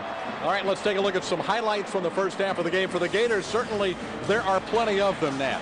And they got started off with the right way, getting the ball into the freshman Percy Harvin's hands, and this is just a 58-yard run and catch by Percy Harvin's, and then an outstanding open field tackle by Tony Joyner on Stephen Moffitt, as stopping him short of the first down. And then how good is it to have this guy? Marcus Thomas back, splits the tackle guard, gets the sack, and then Deshaun Gwen following the lead block of Billy Latsko, getting into the end zone to put the Gators up early in the ball game, 7-0. And then Tim Tebow getting some action early in the ball game, goes off for 29 yards, showing strength and elusiveness. And then when Tebow has the ball, everybody thinks he's going to keep it. He gives it to Keyshawn Moore. He goes 29 yards, or 25 yards, excuse me, for the touchdown. And then easy pass. This is just too easy for Chris Leak, as he gets Dallas Baker in the back of the end zone. And then Andre Caldwell catches one where he takes a big shot from Rashad as well as Jason Vinson, but he holds on for the reception. And then as we look at our keys to the game, balanced attack, 17 yards rushing, 54 yards passing, not very balanced, and they're struggling. No turnovers for UCF. The running game has improved for the Gators, as they had 122 yards in the first half. Need sacks. They got sacks today. They got 2 sacks and 6 tackles for loss. Big plays continuously by Marcus Thomas and that offensive line, along with Jarvis Moss. Well, those keys to the game brought to you by Chevrolet, America's #1 brand, #1 value. 0 turnovers and still 34 points for the Gators. Let's go to the sideline. And Steve. Coach Meyer, I know in that first half, you really liked what you saw in that second quarter.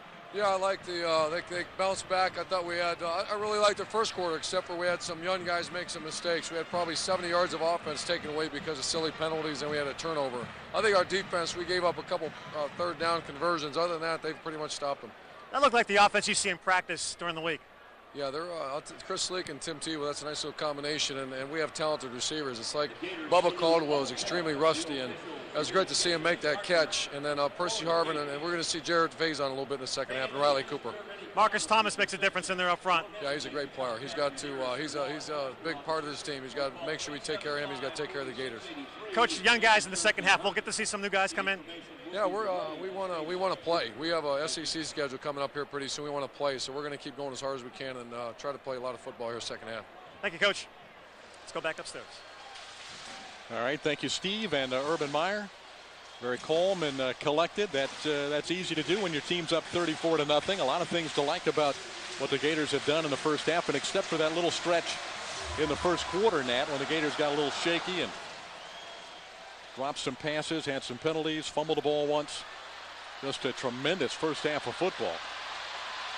On the kick return, this is Brandon James, the very speedy freshman out of St. Augustine, and he brings the ball out to the 33-yard line. Mentioning the stats, though, Nat, the Gators with almost 400 yards in offense in the first half of the game. 398 total, 276 in the air, 122 on the ground. And think about the long runs that were called back, with the penalties. So, Gators offensively are clicking on all cylinders, but defensively, David, in the first two series, the UCF offense had 16 plays. In the last 6 series, they had 15 plays. So, they've tuned it up on defense. Marcus Thomas has come back and got everybody getting in there, getting it done. Jared Faison will take the handoff on the end around out of that slot position. And the freshman carries it across the 40 to the 41-yard line. So Faison getting his first collegiate handoff, the freshman out of Tampa, out of Hillsborough High School. And the Gators believe this guy is a playmaker along the lines of Percy Harvin. Well, that time he just tucked in behind everybody. You'd like to see Phil Trotwine turn inside instead of continuing to lead upfield. You got to turn and hit somebody, you big fella. He still picked up enough yards for a Florida first down to the 41.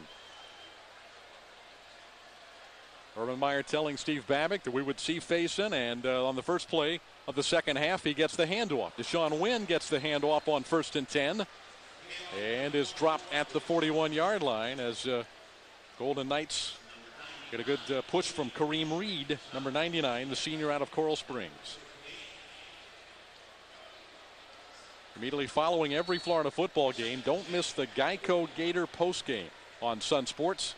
Sun Sports picks up where the network leaves off by giving viewers exclusive extended post-game coverage.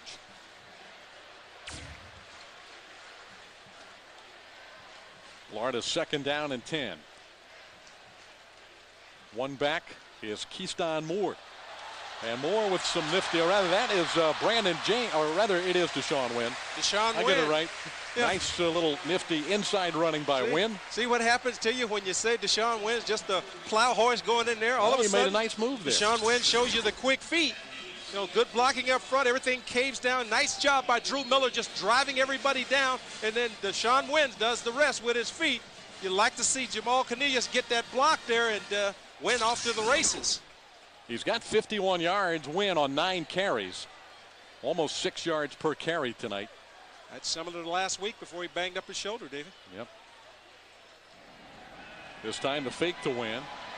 And Leak throwing to a wide open receiver, Dallas Baker. Baker with a nice move to the outside and is tripped up at the 13-yard line by Joe Burnett. A slow start tonight for number 81 for the Gators, but now that's his 4th catch. That one goes for 32 yards. And David, this is all Chris Leak. He's got pressure right up the middle. See how he bides time with his feet, resets his feet, makes a good throw. He doesn't want to overshoot his wide open receiver. He takes something off it. Baker does the rest after the catch, picking up additional yardage. 4 catches for 81 yards for Baker.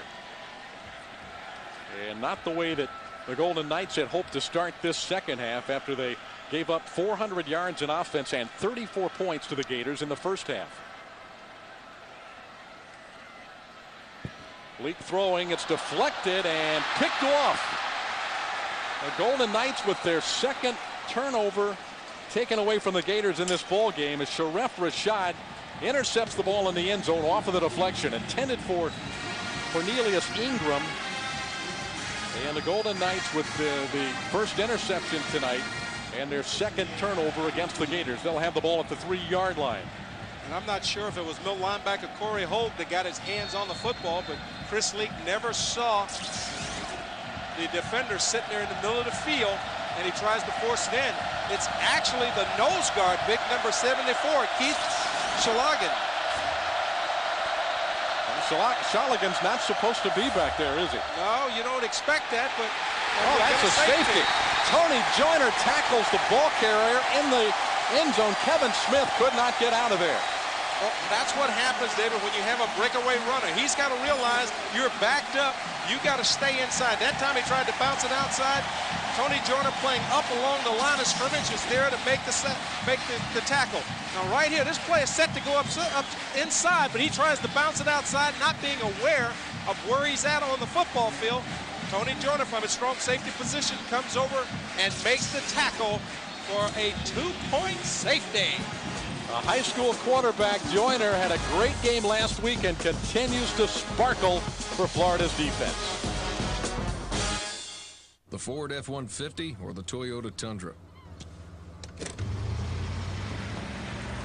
With available traction control, your Tundra's gripping that ramp so tight you're not worried about yanking that boat out of there. No, let the guy in an F-150 without traction control worry about stuff like that. The full-size Toyota Tundra. Get a grip. Now get $4,000 cash back plus the sport package discount for a total savings of $6,000 on the Tundra Double Cab. Toyota, moving forward. Tradition is part of this game. Great traditions last because they're based on the fundamentals of hard work, preparation, and the will to win.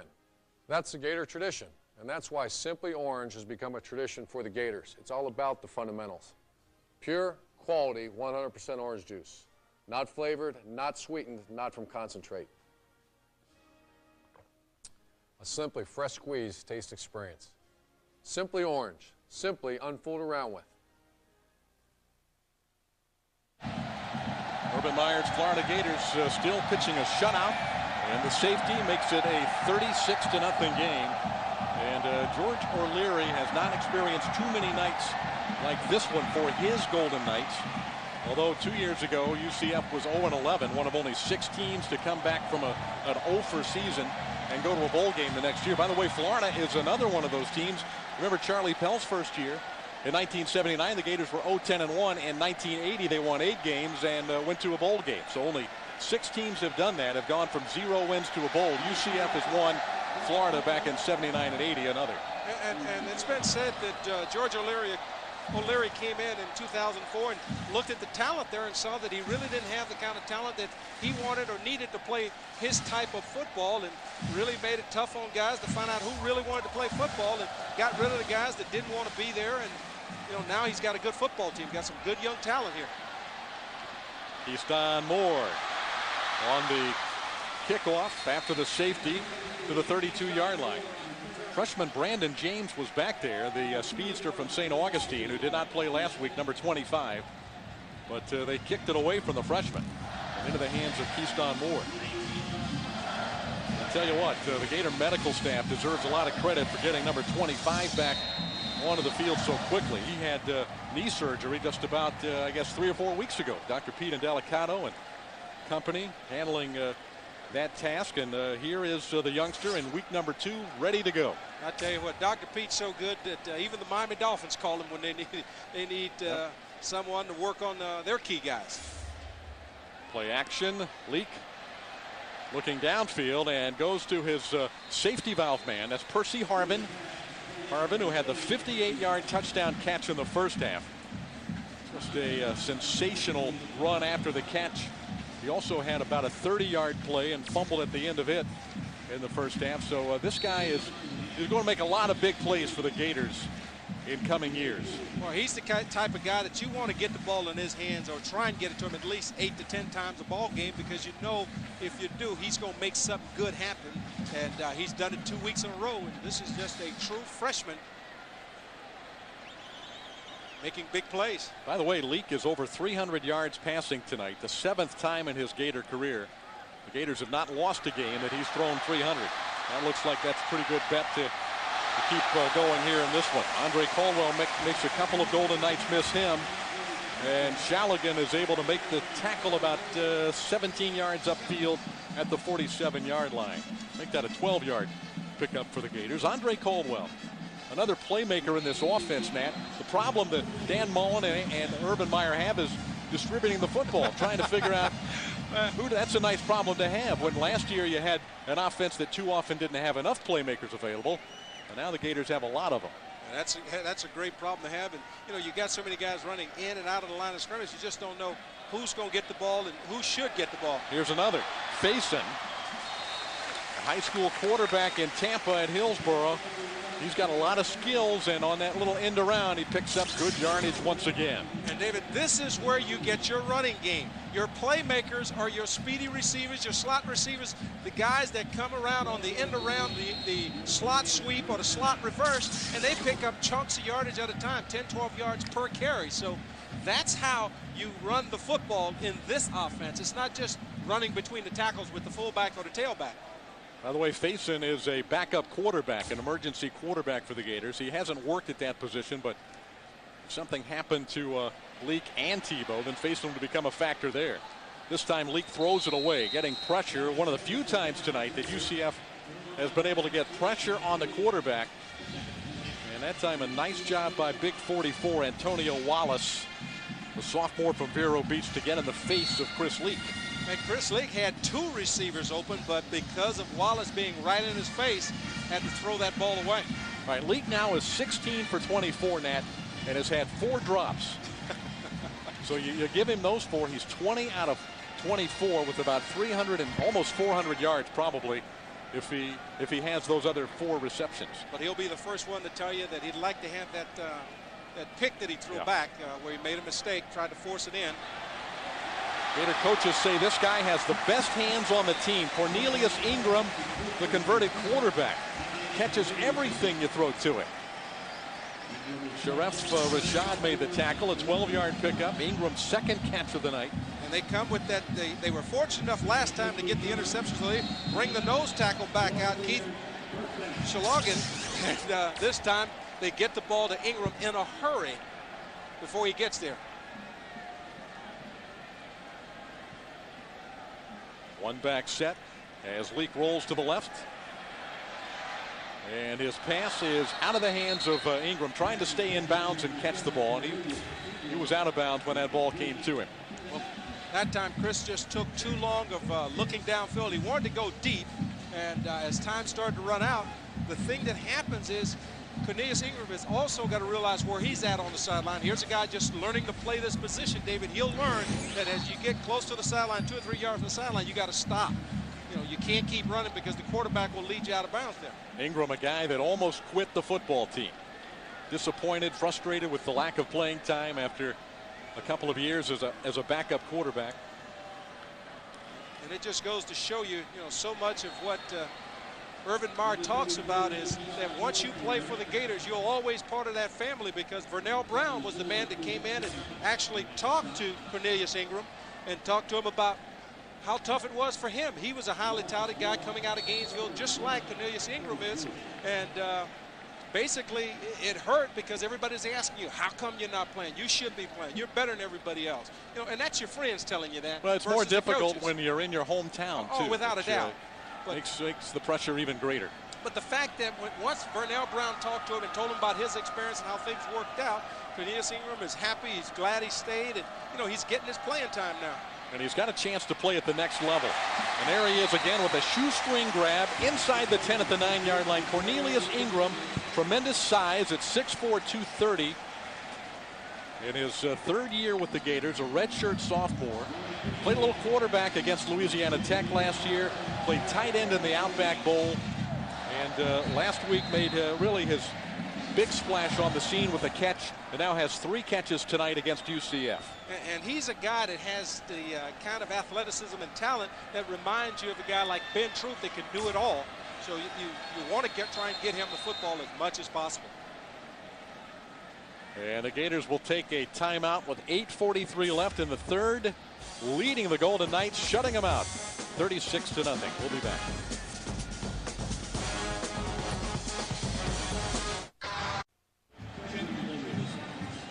quarter action, 8:43 to go. Florida 36, Central Florida nothing.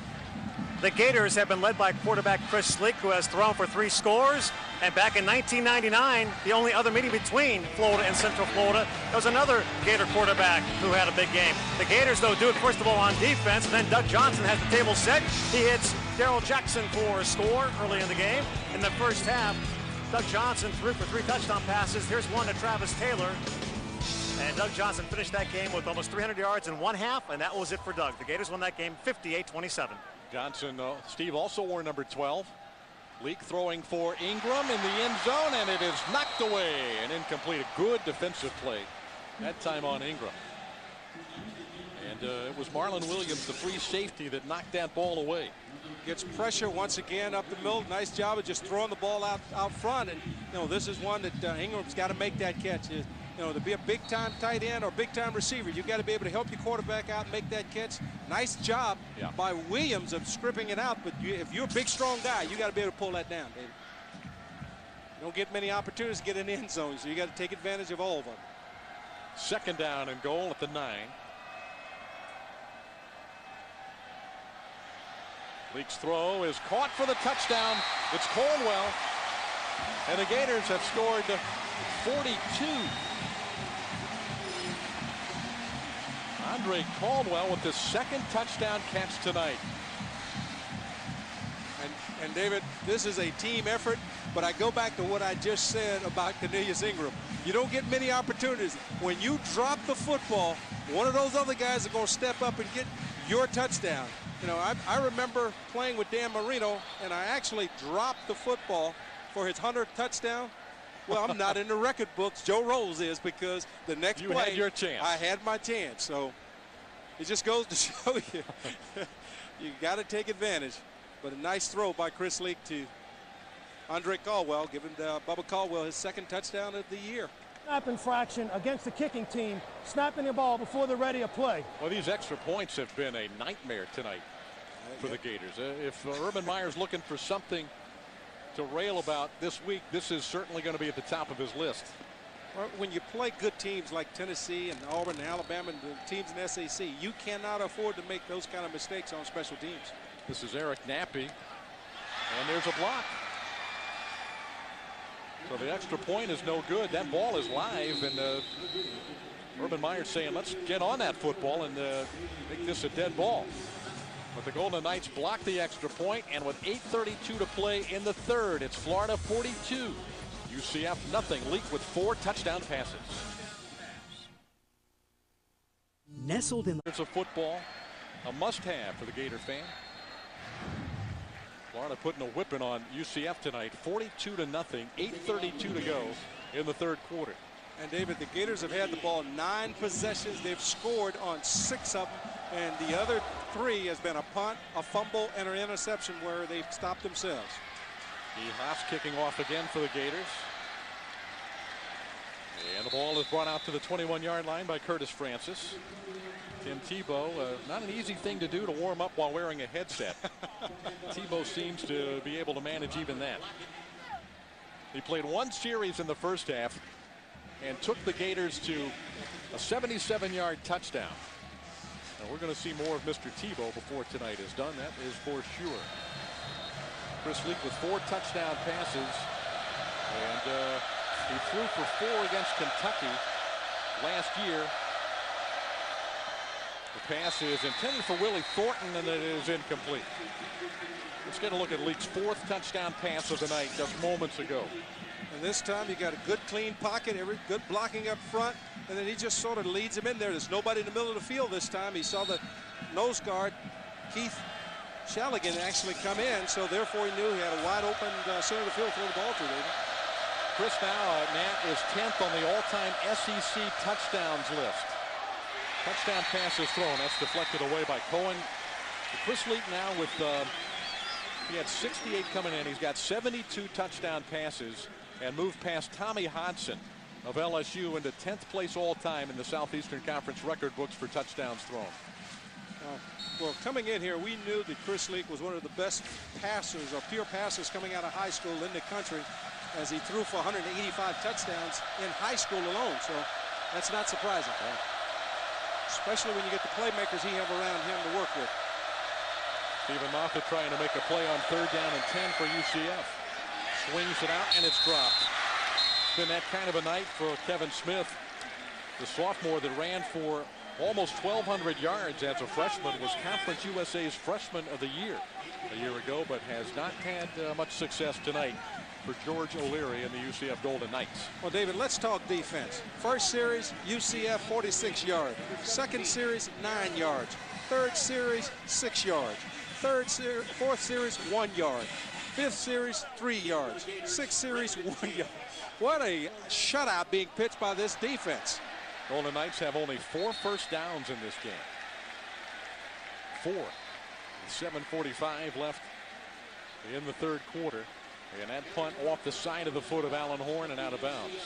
When you start talking about defensive dominance, man, and after getting that 46 yards on the first series, after that you've been able to get 9 yards.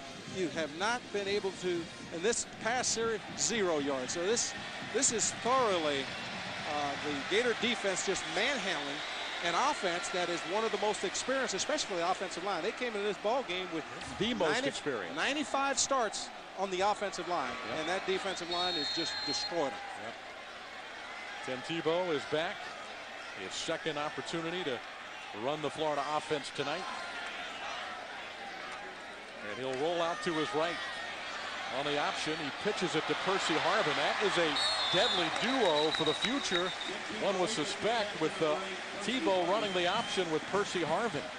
That might be a flash into the future right there, Nat. Well, it's a tough play to cover because you got Keystone Moore, you got to worry about him on the shovel pass, and then you got Percy Harvin outside. You know, you like to see just a little bit better spacing on the option route, but when you got the kind of athleticism that those two guys got, all you got to do is just get one of them the ball in open space. Harvin managed 8 yards on that carry.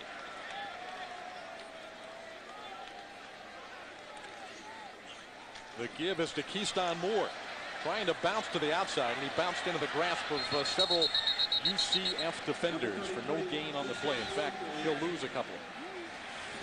Tim Tebow, the freshman, came to the University of Florida in January to get a head start. Graduated from high school, a homeschooled young man, and he put on a show, Nat, in his first half opportunity to run the Florida offense. Yeah, he beat him with his legs and his arms, and the thing that Tim Tebow shows you, when he starts to run the football, David, he looks like a running back. He tucks that ball away. He's not carrying it like a quarterback. He's carrying it like a running back that means business. Urban Meyer says he's a gorilla playing quarterback. He's a big, strong young fella. And he's going to run it behind that big left tackle and pick up a first down to the UCF 32-yard line. That time you had big Maurice Hurt, freshman out of Milledgeville, Georgia.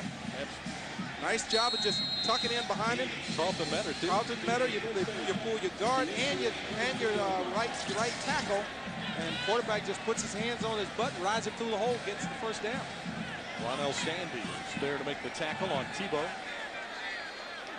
Marcus Manson is in at the running back position for the Gators. And Manson gets a handoff, and down he goes behind the line of scrimmage at the 35-yard line. That tackle made by Kareem Reed, number 99. You've got Maurice Hurt playing the right guard position in place of Drew Miller, getting some playing time at that time. Nice job by big number 99. Kareem Reed are just shooting the gap, making the play. UCF has been in that four-man alignment. Really not many surprises tonight by the Golden Knights defensively. Tebow steps up, gets hit from behind. The ball comes out, and it is recovered by the Golden Knights. And it is a fumble and a recovery. He was trying to throw the ball, but clearly it appeared that his arm was hit as he was drawing back to throw. And it was Chris Welch, that knocked the ball loose for the Golden Knights. And this is where you learn. You got to gain that experience to realize that just because everybody got pushed past you, you got to take off and go, because the pursuit is coming from behind. You can't see it. Ball's knocked loose by Rex Hill and then recovered by number 92, Rex Hill, a junior out of Marathon, Florida. Well, he's a talented freshman, but he is a freshman, Tim Tebow. And that right there is why Florida fans will feel awfully good with Chris Leak on the field next week at Neyland Stadium in Knoxville. The pass is caught, and a first down is picked up by Kenny Jackson, the senior from Lehigh, Florida, with his first reception tonight. But seriously, Nat, Tebow, as talented as he is, you go into Knoxville, Tennessee next week, and you got to feel awfully good about a senior going in there to operate that Florida offense. And Tebow's been able to get some good experience tonight. Going to be a great player down the line. Well, when you go into Tennessee and you start talking about 100,000 plus hostile fans, you've got to have some experience out there. And Tim Tebow is going to get his opportunity to play some big ball games. And next week it's really Chris's job. The key is to get him as much experience as possible so that as you go forward and you need him, he can come in and spell Chris as well as can play in certain situations. That tackle was made by Marquis Anderson, a true freshman from Fort Myers, who has played his way onto the field. There's the young man who just fumbled the ball a moment ago for the Gators. Turnovers have not been kind to Florida tonight. They have yet to force a turnover. One of our storylines for tonight, but it has not been a factor in the game. Moffitt will keep it on the quarterback keeper. The draw across the midfield stripe. And Jarvis Moss on the tackle. And David, this play looked like it had big numbers on it, but Jarvis Moss fights off his would-be blocker and gets him by the ankles, pulls him down short of the first down. At the start of this play, he's got a big hole. It looked like he's got everything there with a block in front of it, but nice job by Moss of evading the block and then making the tackle in the open field.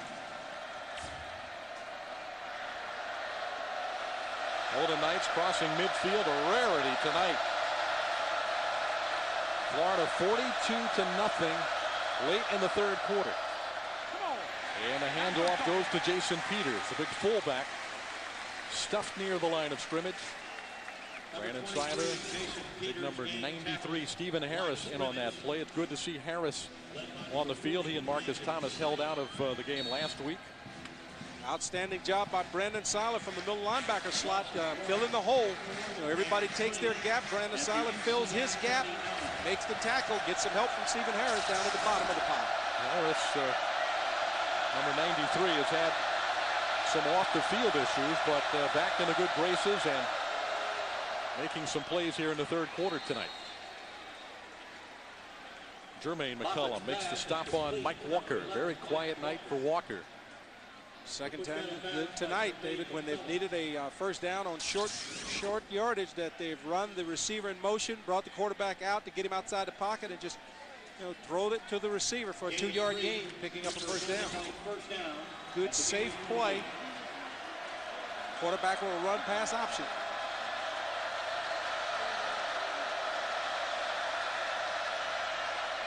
Moffitt stepping up, throwing deep down the sideline, incomplete, just overthrown.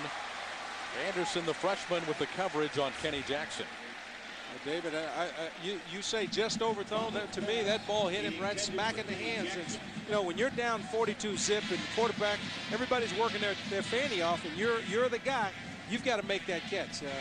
Steven Jackson knows that he'll be the first one to tell you this is one that he should have come down with. Heading to the sideline, replaced by Willie Thornton. And it'll be 2nd and 10 at the 48-yard line of the Gators.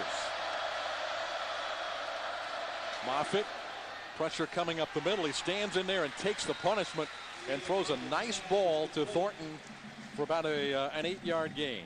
Well, immediately following every Florida football game, don't miss the Geico Gator postgame on Sun Sports.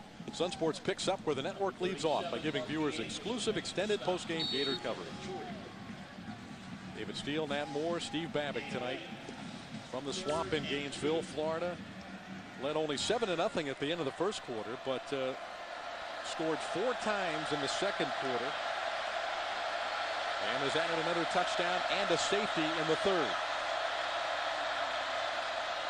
Quarterback draw again. Moffitt trying to get the first down on 3rd and 3. And he comes up short. Tackled by Jarvis Moss.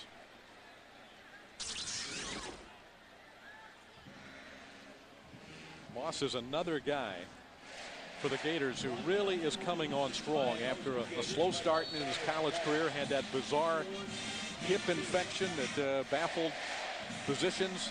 They finally figured out what it was and got him some antibiotics, some serious IV antibiotics in him.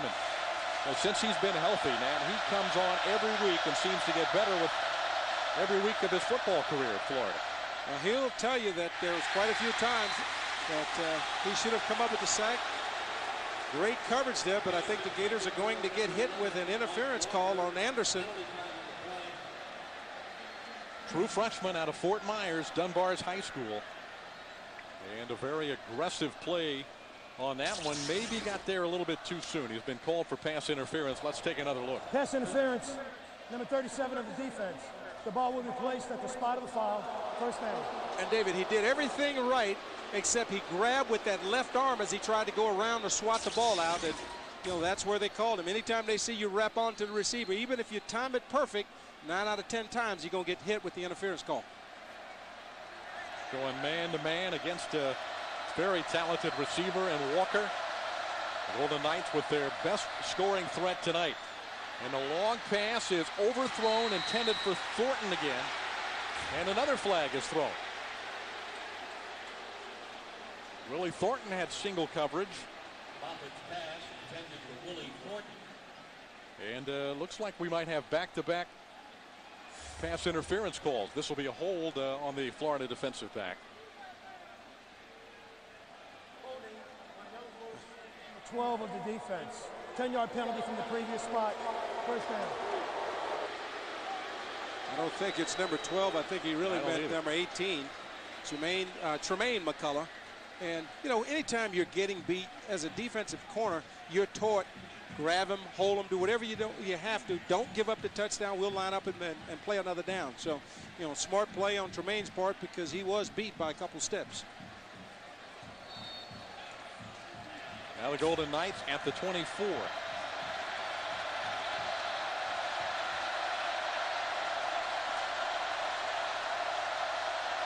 Moffitt back to throw. And his pass is caught at about the 19-yard line. A gain of 4 yards as Mike Walker pulls in another one, his 5th catch of the ball game. UCF trying to get on the scoreboard late in the 3rd quarter. You know, Mike Walker's working against Markeith Anderson at 5'9". Walker's 6'2". You throw the ball up high, lets him, you know, goes up and catches the ball in his hands. Very difficult cover for Anderson. Walker coming off knee surgery from late last season. Unable to play the last couple of games for the Golden Knights as they played Tulsa in the Conference USA title game. Walker with his 5th catch of the game. And that should be a first down, a 5-yard pickup. Tremaine McCullum on the stop. UCF with its deepest penetration of the night and 42 seconds left in the 3rd. And what we're seeing is, you know, all these passes are being completed right now, David. It's against the second team secondary. You know, all the Joyner and Reggie Nelson. I mean, those guys are out of the ball game. Ryan Smith, they're out of the ball game right now. Anderson, a true freshman in one corner. McCullum, a 5th-year senior. On the other corner, John Curtis playing the strong safety position. And it's first down. Gators coming with pressure. Moffitt's throw is dropped at the 5-yard line. Anderson, or rather, it was Anderson covering Willie Thornton at the 5.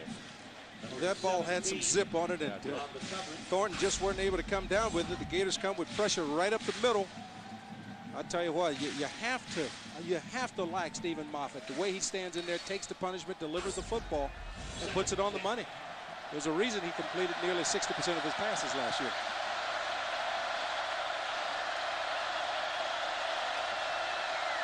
Moffitt under center, one back. And his pass is dropped again. McCullum with good coverage, but that ball should have been caught as well. Tremaine McCullum covering Rocky Ross. Sophomore from Jacksonville out of Bowles, had a couple of first-half catches, has been very quiet since early in the ball game. And all these are good throws. You got tall receivers. Rocky Ross is 6'2". He's working against McCullough, who's only 5'8". You throw the ball up there, catchable ball. Raiders have both McCollum twins on the field right now, Yep. Jermaine and Tremaine.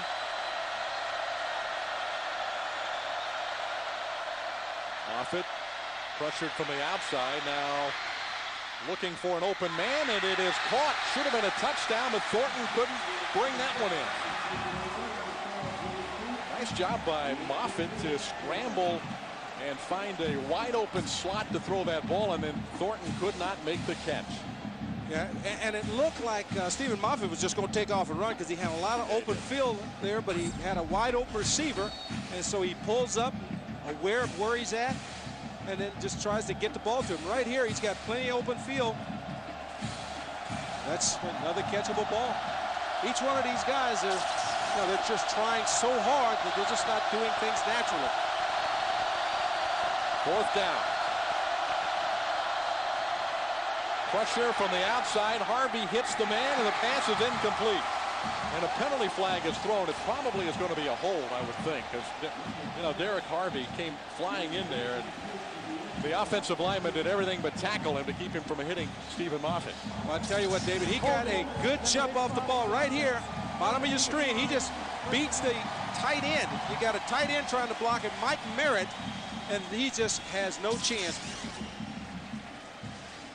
So at least for now, Florida protecting its shutout.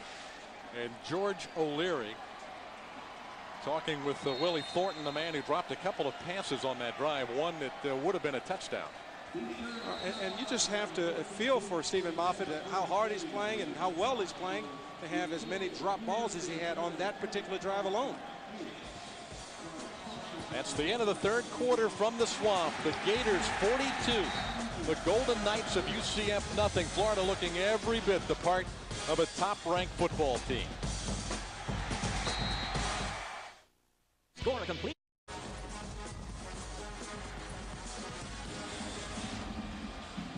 Sellout crowd from the Swamp, and we head to the 4th quarter, celebrating 100 years of football at the University of Florida. The Gators on the verge of going 2-0 on this young football season. Even more impressive this week than last week. And here is a look at Florida's possessions tonight. Touchdown, fumble, punt, then touchdown, touchdown, touchdown, touchdown. 4 in a row. That was all in the 2nd quarter. And an interception, a touchdown in the 3rd, and the fumble. And Tim Tebow, who fumbled on Florida's last possession, is back in at quarterback with the Gators at the 14-yard line. And the handoff goes to Marcus Manson, sophomore from Tuscaloosa, Alabama, getting his first carry of the season. Did not play last week, was a little bit banged up, and is getting an opportunity in the 4th quarter here tonight against UCF. Chance Henderson made the tackle for the Golden Knights. Florida's running game has been solid tonight. And we keep talking about the storylines, Nat, and how the Gators will be looking for someone to emerge at the running back position, but it's been yardage by committee. And here's Mon Williams getting his first carry as a Florida Gator, the freshman out of Mesquite, Texas. True freshman. And the Gators thought about redshirting this young man, Nat, but when Deshaun Wynn got banged up last week, Manson has had some injury problems as well. Urban Meyer decided to give him a look here tonight. So Mon Williams, a talented young freshman. He rushed for about 1,700 yards and 17 touchdowns last year as a senior at Mesquite, Texas. He's out there on the field. And you need a bevy of backs to run this offense, because the running backs actually run between the tackles 99% of the time, so they take a pounding.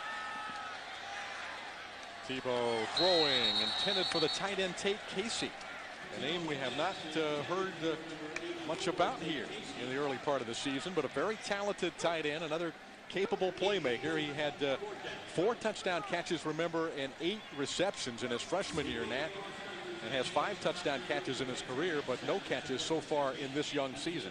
But I tell you what I like about Tate Casey. It's not about all the touchdown catches he's had, but a guy that's a team player. He's become a good blocker. We know that he can catch the football. Yep. They've asked him to become a blocker. They want to run the football. They want to be able to utilize him more as a blocker, and he has done a yeoman's job at learning how to block and getting the job done. The ball popped up into the hands of Burnett. I think he was trying to stay out of the way of it, and then at the last minute decided to field it. And so Eric Wilbur been sort of a lonely guy tonight. Has not had many punting opportunities. UCF will take the football with 13:26 to go in the game. Crazy Buffet, West Palm Beach's #1 all-you-can-eat Asian fusion buffet featuring sushi, sashimi, Peking duck, seafood, salads, even desserts. Don't forget the hibachi grill, steak, and happy hour. Party facilities and catering are available for your birthday. We're the Zagat Award winner in 2002, 2003, and 2004. Crazy Buffet, West Palm Beach's #1 Asian fusion buffet, 2030 Palm Beach Lakes Boulevard, 2 blocks west of I-95. Let's go crazy.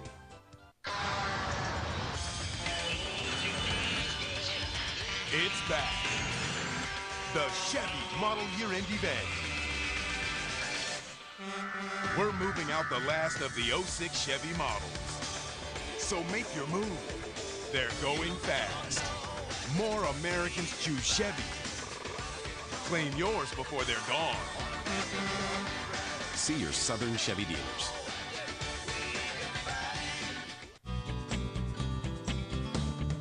At SunTrust, we see beyond how you're banking to how you're living. That's why we put 2,700 ATMs where you need them and have 1,700 locations on the way to where you're going. You can always get a live voice on the phone 24/7. And you have the power of the whole bank at your fingertips online. So you can spend more time how you want to instead of how you have to. SunTrust, seeing beyond money. It's television's most prestigious fishing tournament. FLW Outdoors. Look at the bend in that rod. The ultimate weekly challenge in competitive fishing. Woo! Huge fish. Follow the world's top anglers as they go head-to-head in a race to hook the day's most elusive catch. And battle it out for the right to be crowned world champion. FLW Outdoors, Sundays on FSN. Hey, thanks for stopping by. You know, I followed your character since the first episode. I'm a big fan. Big fan. Thank you. And listen, your storyline, it makes for incredible TV drama. Thing is, your drug use is very adult content. Too adult for the kids. So I'm gonna have to block you. Oh, man. Yeah. Well, have a good one. You're a nice lady.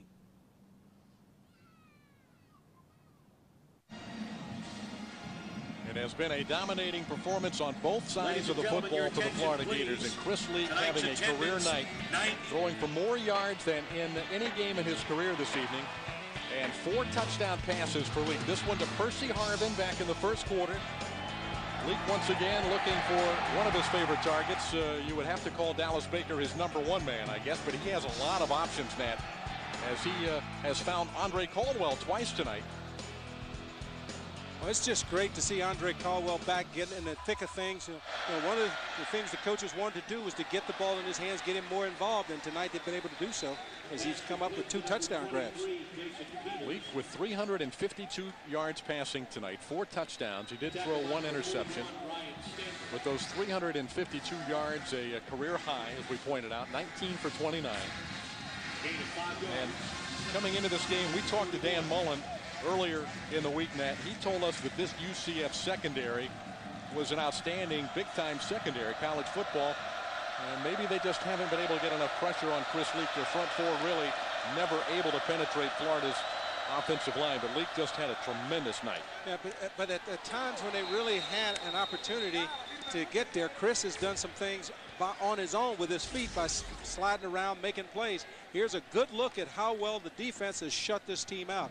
And they've forced them to punt, safety punt, and then on downs, you know, nothing. They've given up nothing. They gave up 46 yards the first drive and 56 yards the second drive, and that was with the backup secondary in there. So, you know, outstanding job by this defense, and it all starts up front with Marcus Thomas, Stephen Harris, Joe Coyne, McDonald, and Jarvis Moss. I mean, you name it, those 5-6 guys have gotten it done.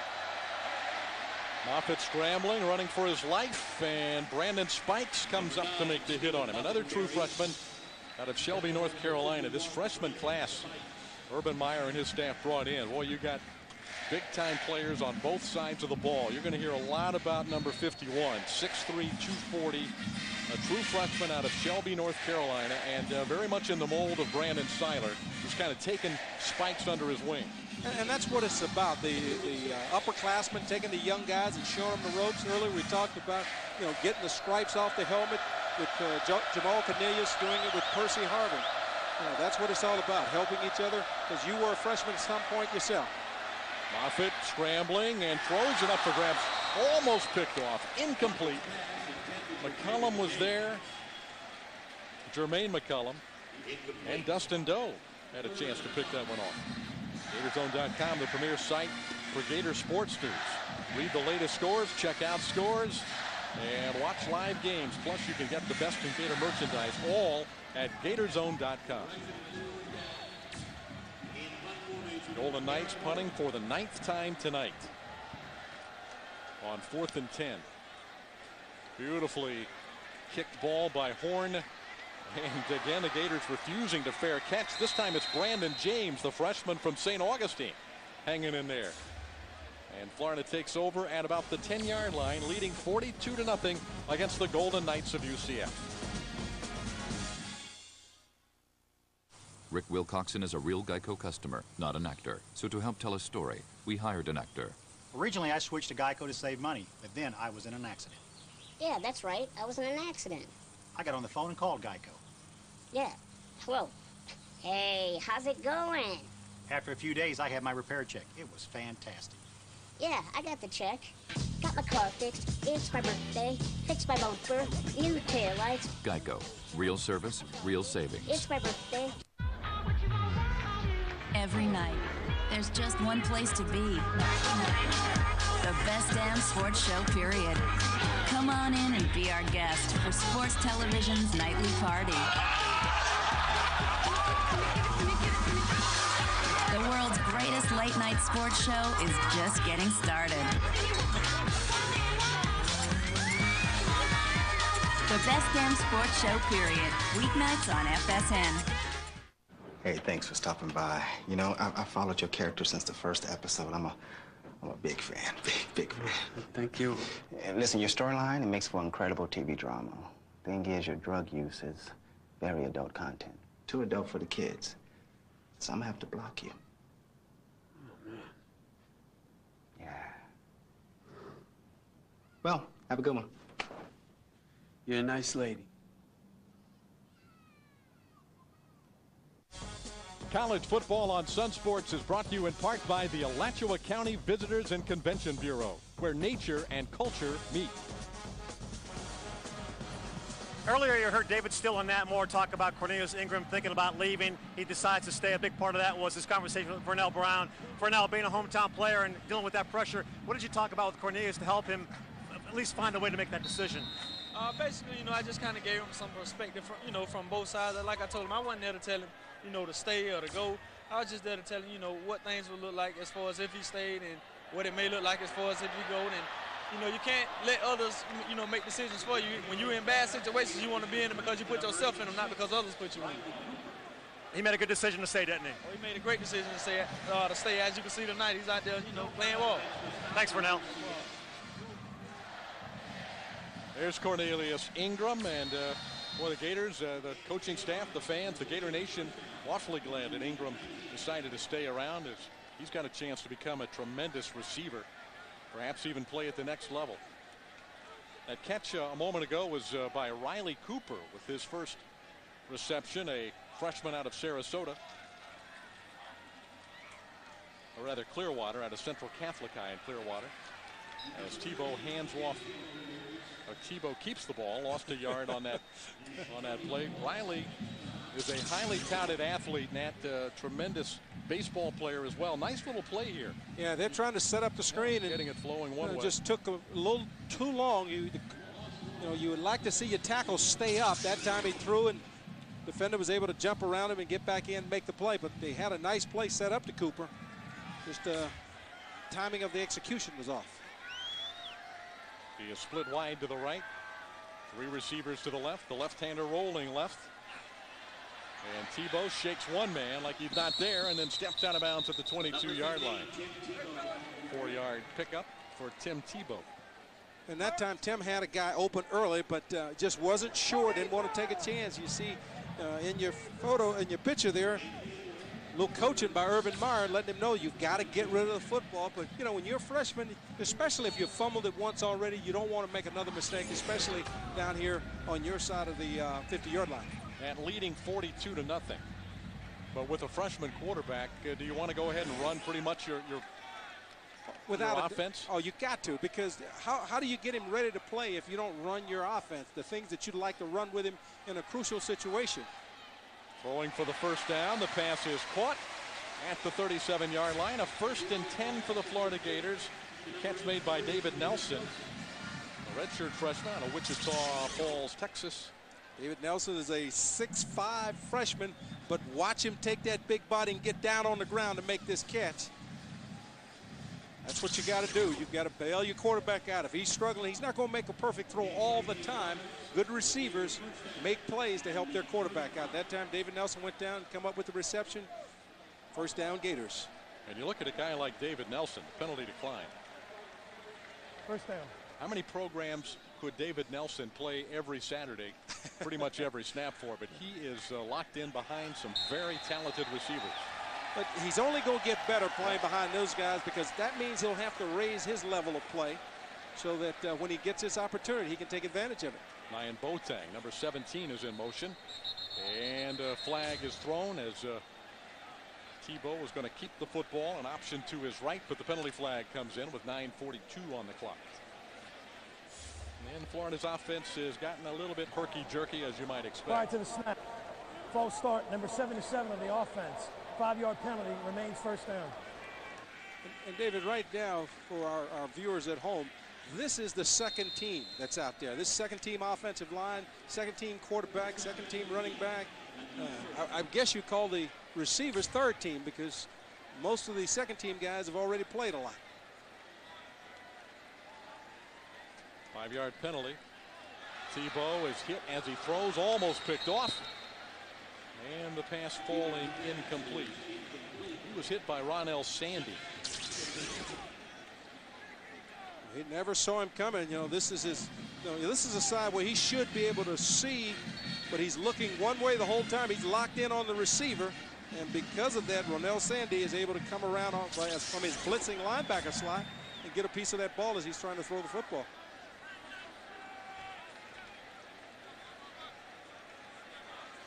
Florida leading 34-0 at the half. Tebow tried to toss it forward. That is going to be an incomplete pass unless it was juggled and then caught by UCF. They say they've got it, and they do. The official indication is for UCF football. Travis Timmons is the man who picked it off. Tebow trying to shovel past that ball forward. It was deflected around and tipped and then controlled by the Golden Knights. Well, and this is where you've got to be careful. These are the kind of mistakes you can't. Ball hits the ground. Or was it his foot? Let's see again.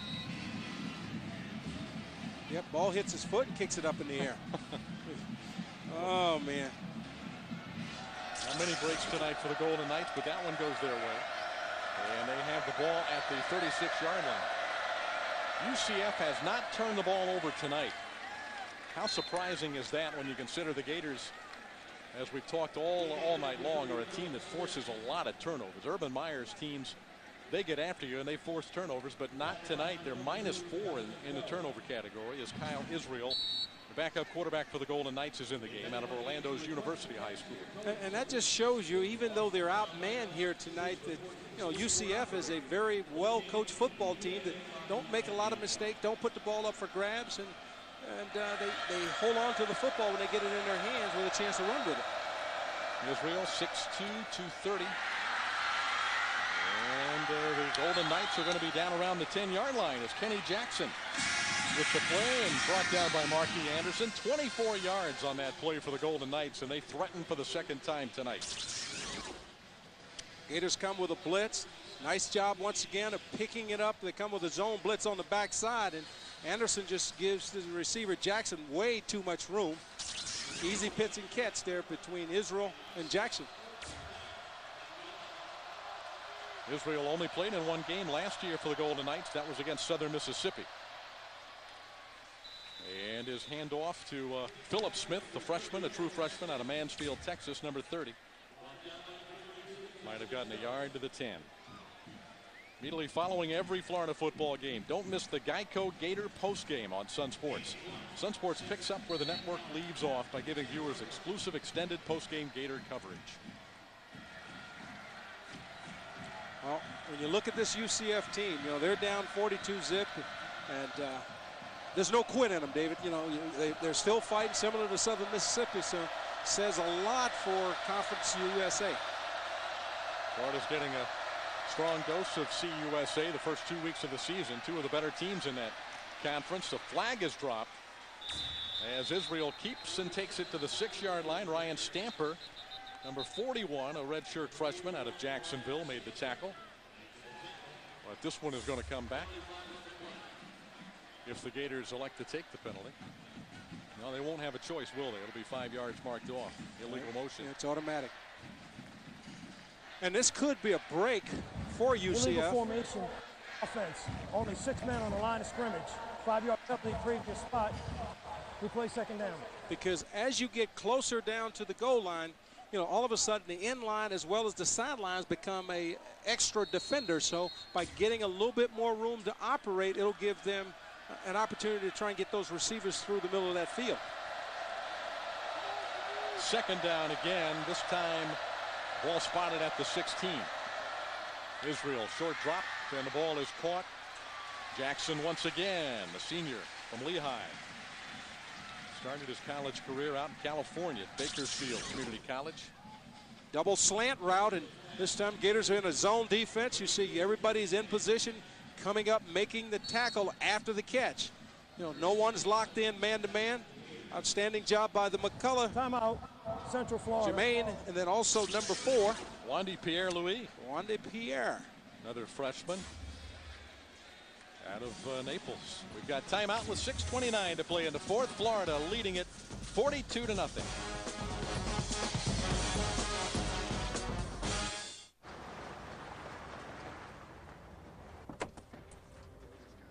Jeez, that's a big truck.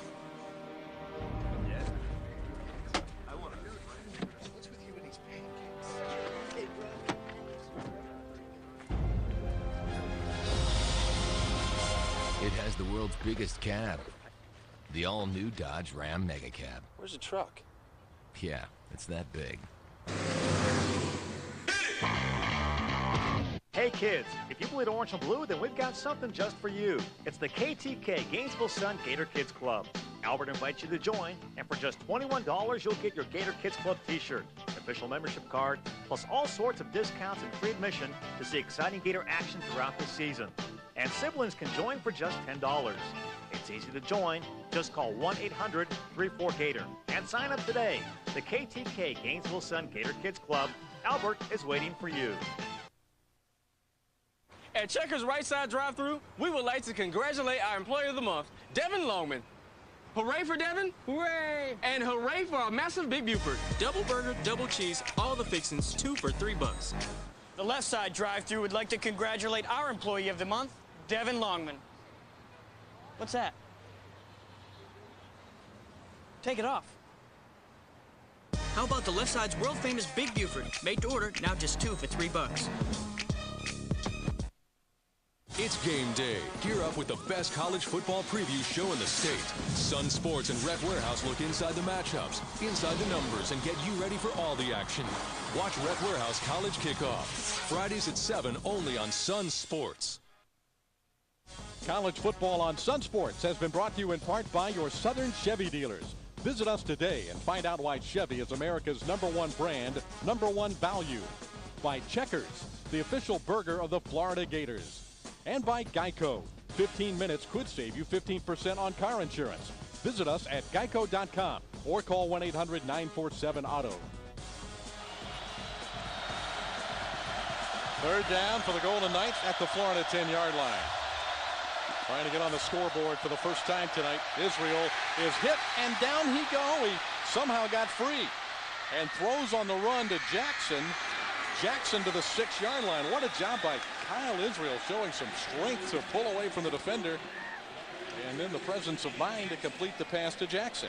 Well, the Gators have gotten pressure all afternoon. Now watch them break down the pocket, a little tackle end game, and then there you see Clint McMillan not able to come down with the sack. You've got the quarterback wrapped up. You know, you don't need to sling him. You just need to hold on to him, let your friends get there and help you. When you start slinging him and you don't go down, that allows him to catch his balance and complete the pass. Israel throwing for Walker and overshoots his man. Incomplete.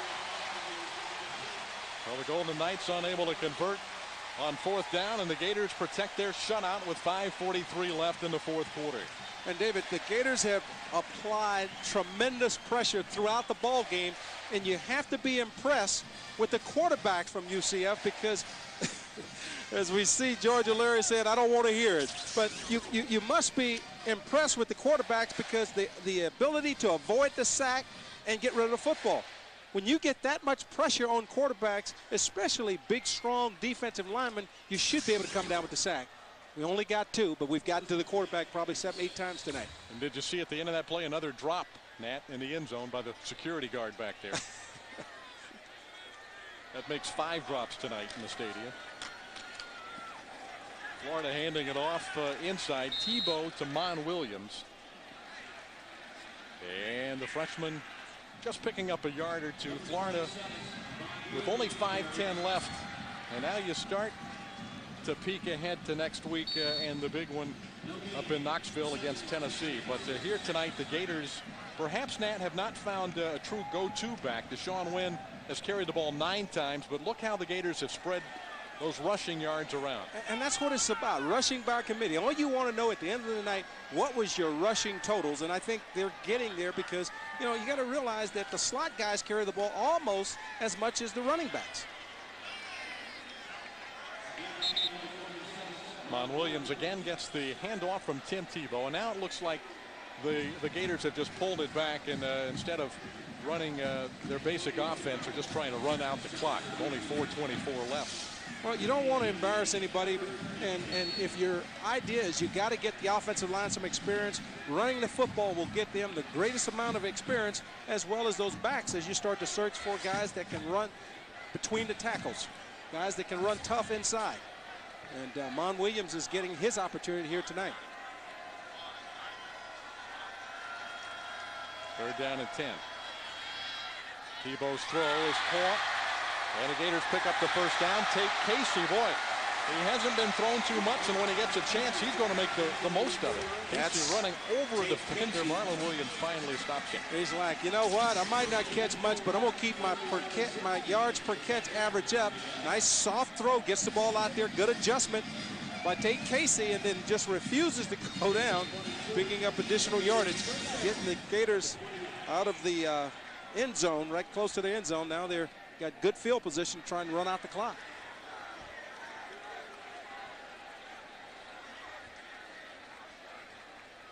Gators picking up the 1st down. Tebow, good protection from that 2nd team line, and throws a strike to David Nelson. And the Gators pick up another 1st down at the 43-yard line. Joe Burnett on the coverage for the Golden Knights. And it shows you how the mindset changed. You get out of the depths of your end zone, and you got good field position. You go back to running your offense because you want to get Tim Tebow some throws. You want to give him a chance to get some chemistry with the receivers.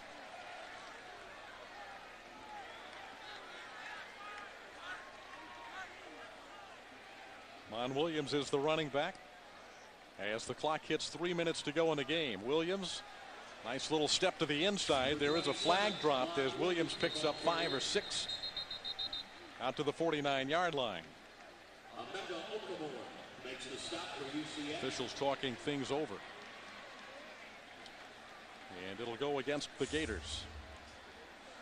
Florida looking to make some big plays tonight, Nat. And as we followed that story inside the game all night long, and you'd have to say they've made some strides here tonight with a 58-yard touchdown pass from Leak to Harvin. Nation Big on play. the offense, only 6 men on the line, 5-yard penalty, repeat first down. That was the big play in the first quarter. The Gators have also had a 33-yard pass reception for a touchdown to Dallas Baker, a 28-yarder, a 25-yarder, 25-yard run, 28-yard run by Keyston Moore. So there have been a lot of big plays tonight out of that Gator offense. And that's what you're looking for. Here's a big play guy. Faison finding some running room to the outside and then cuts it back inside the defender to the 47-yard line. He's a nifty runner as well. Well, David, it's going to be fun around here for the next several years as you look at Percy Harvin. Now you look at Faison. Now watch this move. Whoop! Watch. Whoop! And then whoop! One more. You know, I mean, the guy is just unbelievable in the open field. We've heard Urban Meyer talk about it before. He needs 10 to 12 guys to run those wide receiver positions, and I think he finally has it. He didn't have it last year. He's got 10, 12 options this year at that wide receiver spot. No question about it. David Nelson, a couple of catches tonight. Here's the end around with Faison and the former high school standout quarterback from Tampa. Crossing midfield to the 48-yard line. Burnett makes the tackle for UCF. Clock continuing to run with 1:42 left in the game. And David, you saw Jared Faison come right off after that last run prior to this one. He's a little winded because when he took the football that time on the inside handoff, he was coasting. A lot of energy when you make 3 or 4 people miss you on the same play.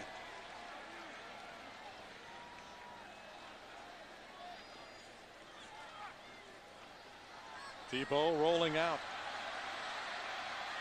Shows a little burst of speed. Down the sideline he goes and then steps out of bounds at the 37-yard line. Tim Tebow has thrown for 81 yards tonight and has rushed for, we'll get the official total, but it's about 60 or 70.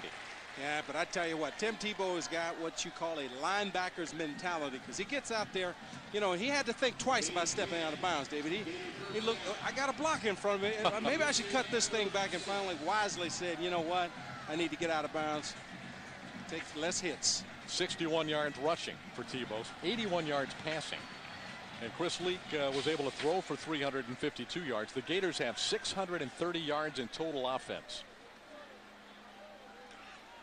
For a snap, picked up by Tebow, dancing around back there, and this time he's able to manage a couple of yards out of it with 1 minute to go in the game. How important that to get Tebow this much playing time as you head into a big one next week against Tennessee, just in case you need him? Well, not only just in case, because there might be some plays that you'd really like to have him in because of what he forces the defense to do if you're trying to run that football up the middle. So getting him some playing time, getting his teammates comfortable with him back there, calling the snap counts, you know, getting them out of the huddle, all the little things that you do in practice, but it's a different tempo come game time. Couple of mistakes by Tebow, but some wonderful plays. And a penalty flag. I think the 25-second clock might have expired. Nope, there was movement in the offensive line. Looked like the entire offensive line went except the center. He was prior to the snap, false start on the offense. 5-yard penalty, repeat second down. I guess I was right. He's on the offense. Everybody knew the snap counter, but except center, backup center, Eddie Hop. Well, UCF's got a big one next week against the University of South Florida, big in-state rivalry. This UCF program, a program that didn't go Division I until 1996. The year after the Gators won the national championship, UCF stepped up into Division I. Mon Williams breaking a tackle to the 35-yard line. And that will be the final play of the football game. Florida jumping out to a big halftime lead and then completing it with a 42-0 shutout victory against the Golden Knights of UCF. A gracious George O'Leary with some obviously kind words to Urban Meyer. Probably something along the lines of, you've got one great football team, Coach. And Urban Meyer encouraging the head coach for the Golden Knights next week. Let's go to Steve Babick with the coach. With Coach Meyer. Coach, what stood out in this victory today? A lot of good things happened out there. I think you can see we got a few playmakers, and I think our defense, I'm glad they got a shutout. Shutouts against good teams are hard to get, and that's a bold team we just played. So I'm very proud of the way our defense played, and I I kind of like with some of the athleticism we have on offense. Did you see more from your defensive line today that gives you what you want? I think, you know, the front seven played a little bit tonight. From a defensive standpoint, secondary covered well again. Yeah, I got to watch a film. You know, I just didn't see many big plays given up. Yeah. But I think the combination of good coverage and obviously you get a little pressure up front with Marcus and Steve back in the lineup. That's a pretty good deal. Chris Sleek looked very on tonight. A lot of good throws. Yeah, you know, the turnovers bothered us, and I got to go back and look, and it's just silly turnovers. We take great pride in that. And I know some of them were when the game was already out of hand, but still, we want to take care of the football. Going into the game offensively, did you accomplish what you wanted to see today based on game one? Yeah, you know, I think it's still who's our tailback. I can't tell you that. You know, Deshaun Wynn, I thought ran hard, and Keystone Moore, those are our two tailbacks, so we still get a lot better there. Looking ahead to Tennessee. Played a lot of the young players. Yes, we are looking ahead. It's officially Tennessee week. Good luck, Coach. Thanks, man. All right, Steve Babick with Urban Meyer, and he's got a lot of things to be proud about with his football team. Our play of the game brought to you by Steak and Shake, famous for steak burgers. Here's the big play of the game, a 58-yard connection from Chris Leak to Percy Harvin for the Gators' first score of the ball game. Our Steak and Shake play of the game. Nat, explosive offense, a shutout defense. The Gators appear to be ready to head up to Rocky Top. You know, anytime you could put 6 touchdowns on the board, and you know you start out the first quarter and you really struggled, but then to rebound. But what a great job by the secondary as well as the defensive line of just shutting out a UCF football team that last year threw for over 3,000 yards and basically put up 28 points average. You know, so outstanding job by that Gator defense tonight. I give the credit to them. You know, Florida's defense a year ago ranked 9th in the country in total defense. I think this unit is better even than that one last year, Nat.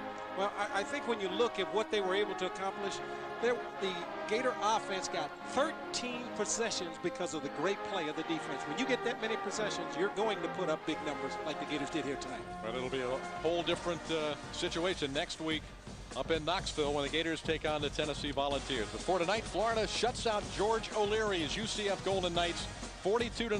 UCF will have to wait to another day for an opportunity to knock off a ranked opponent. They are 0-16 against ranked opponents all time. For Nat Moore and Steve Babick and our great Sun Sports crew, I'm David Steele. Thanks for joining us. Tune in to Sun Sports for the Geico Gator postgame show coming up next.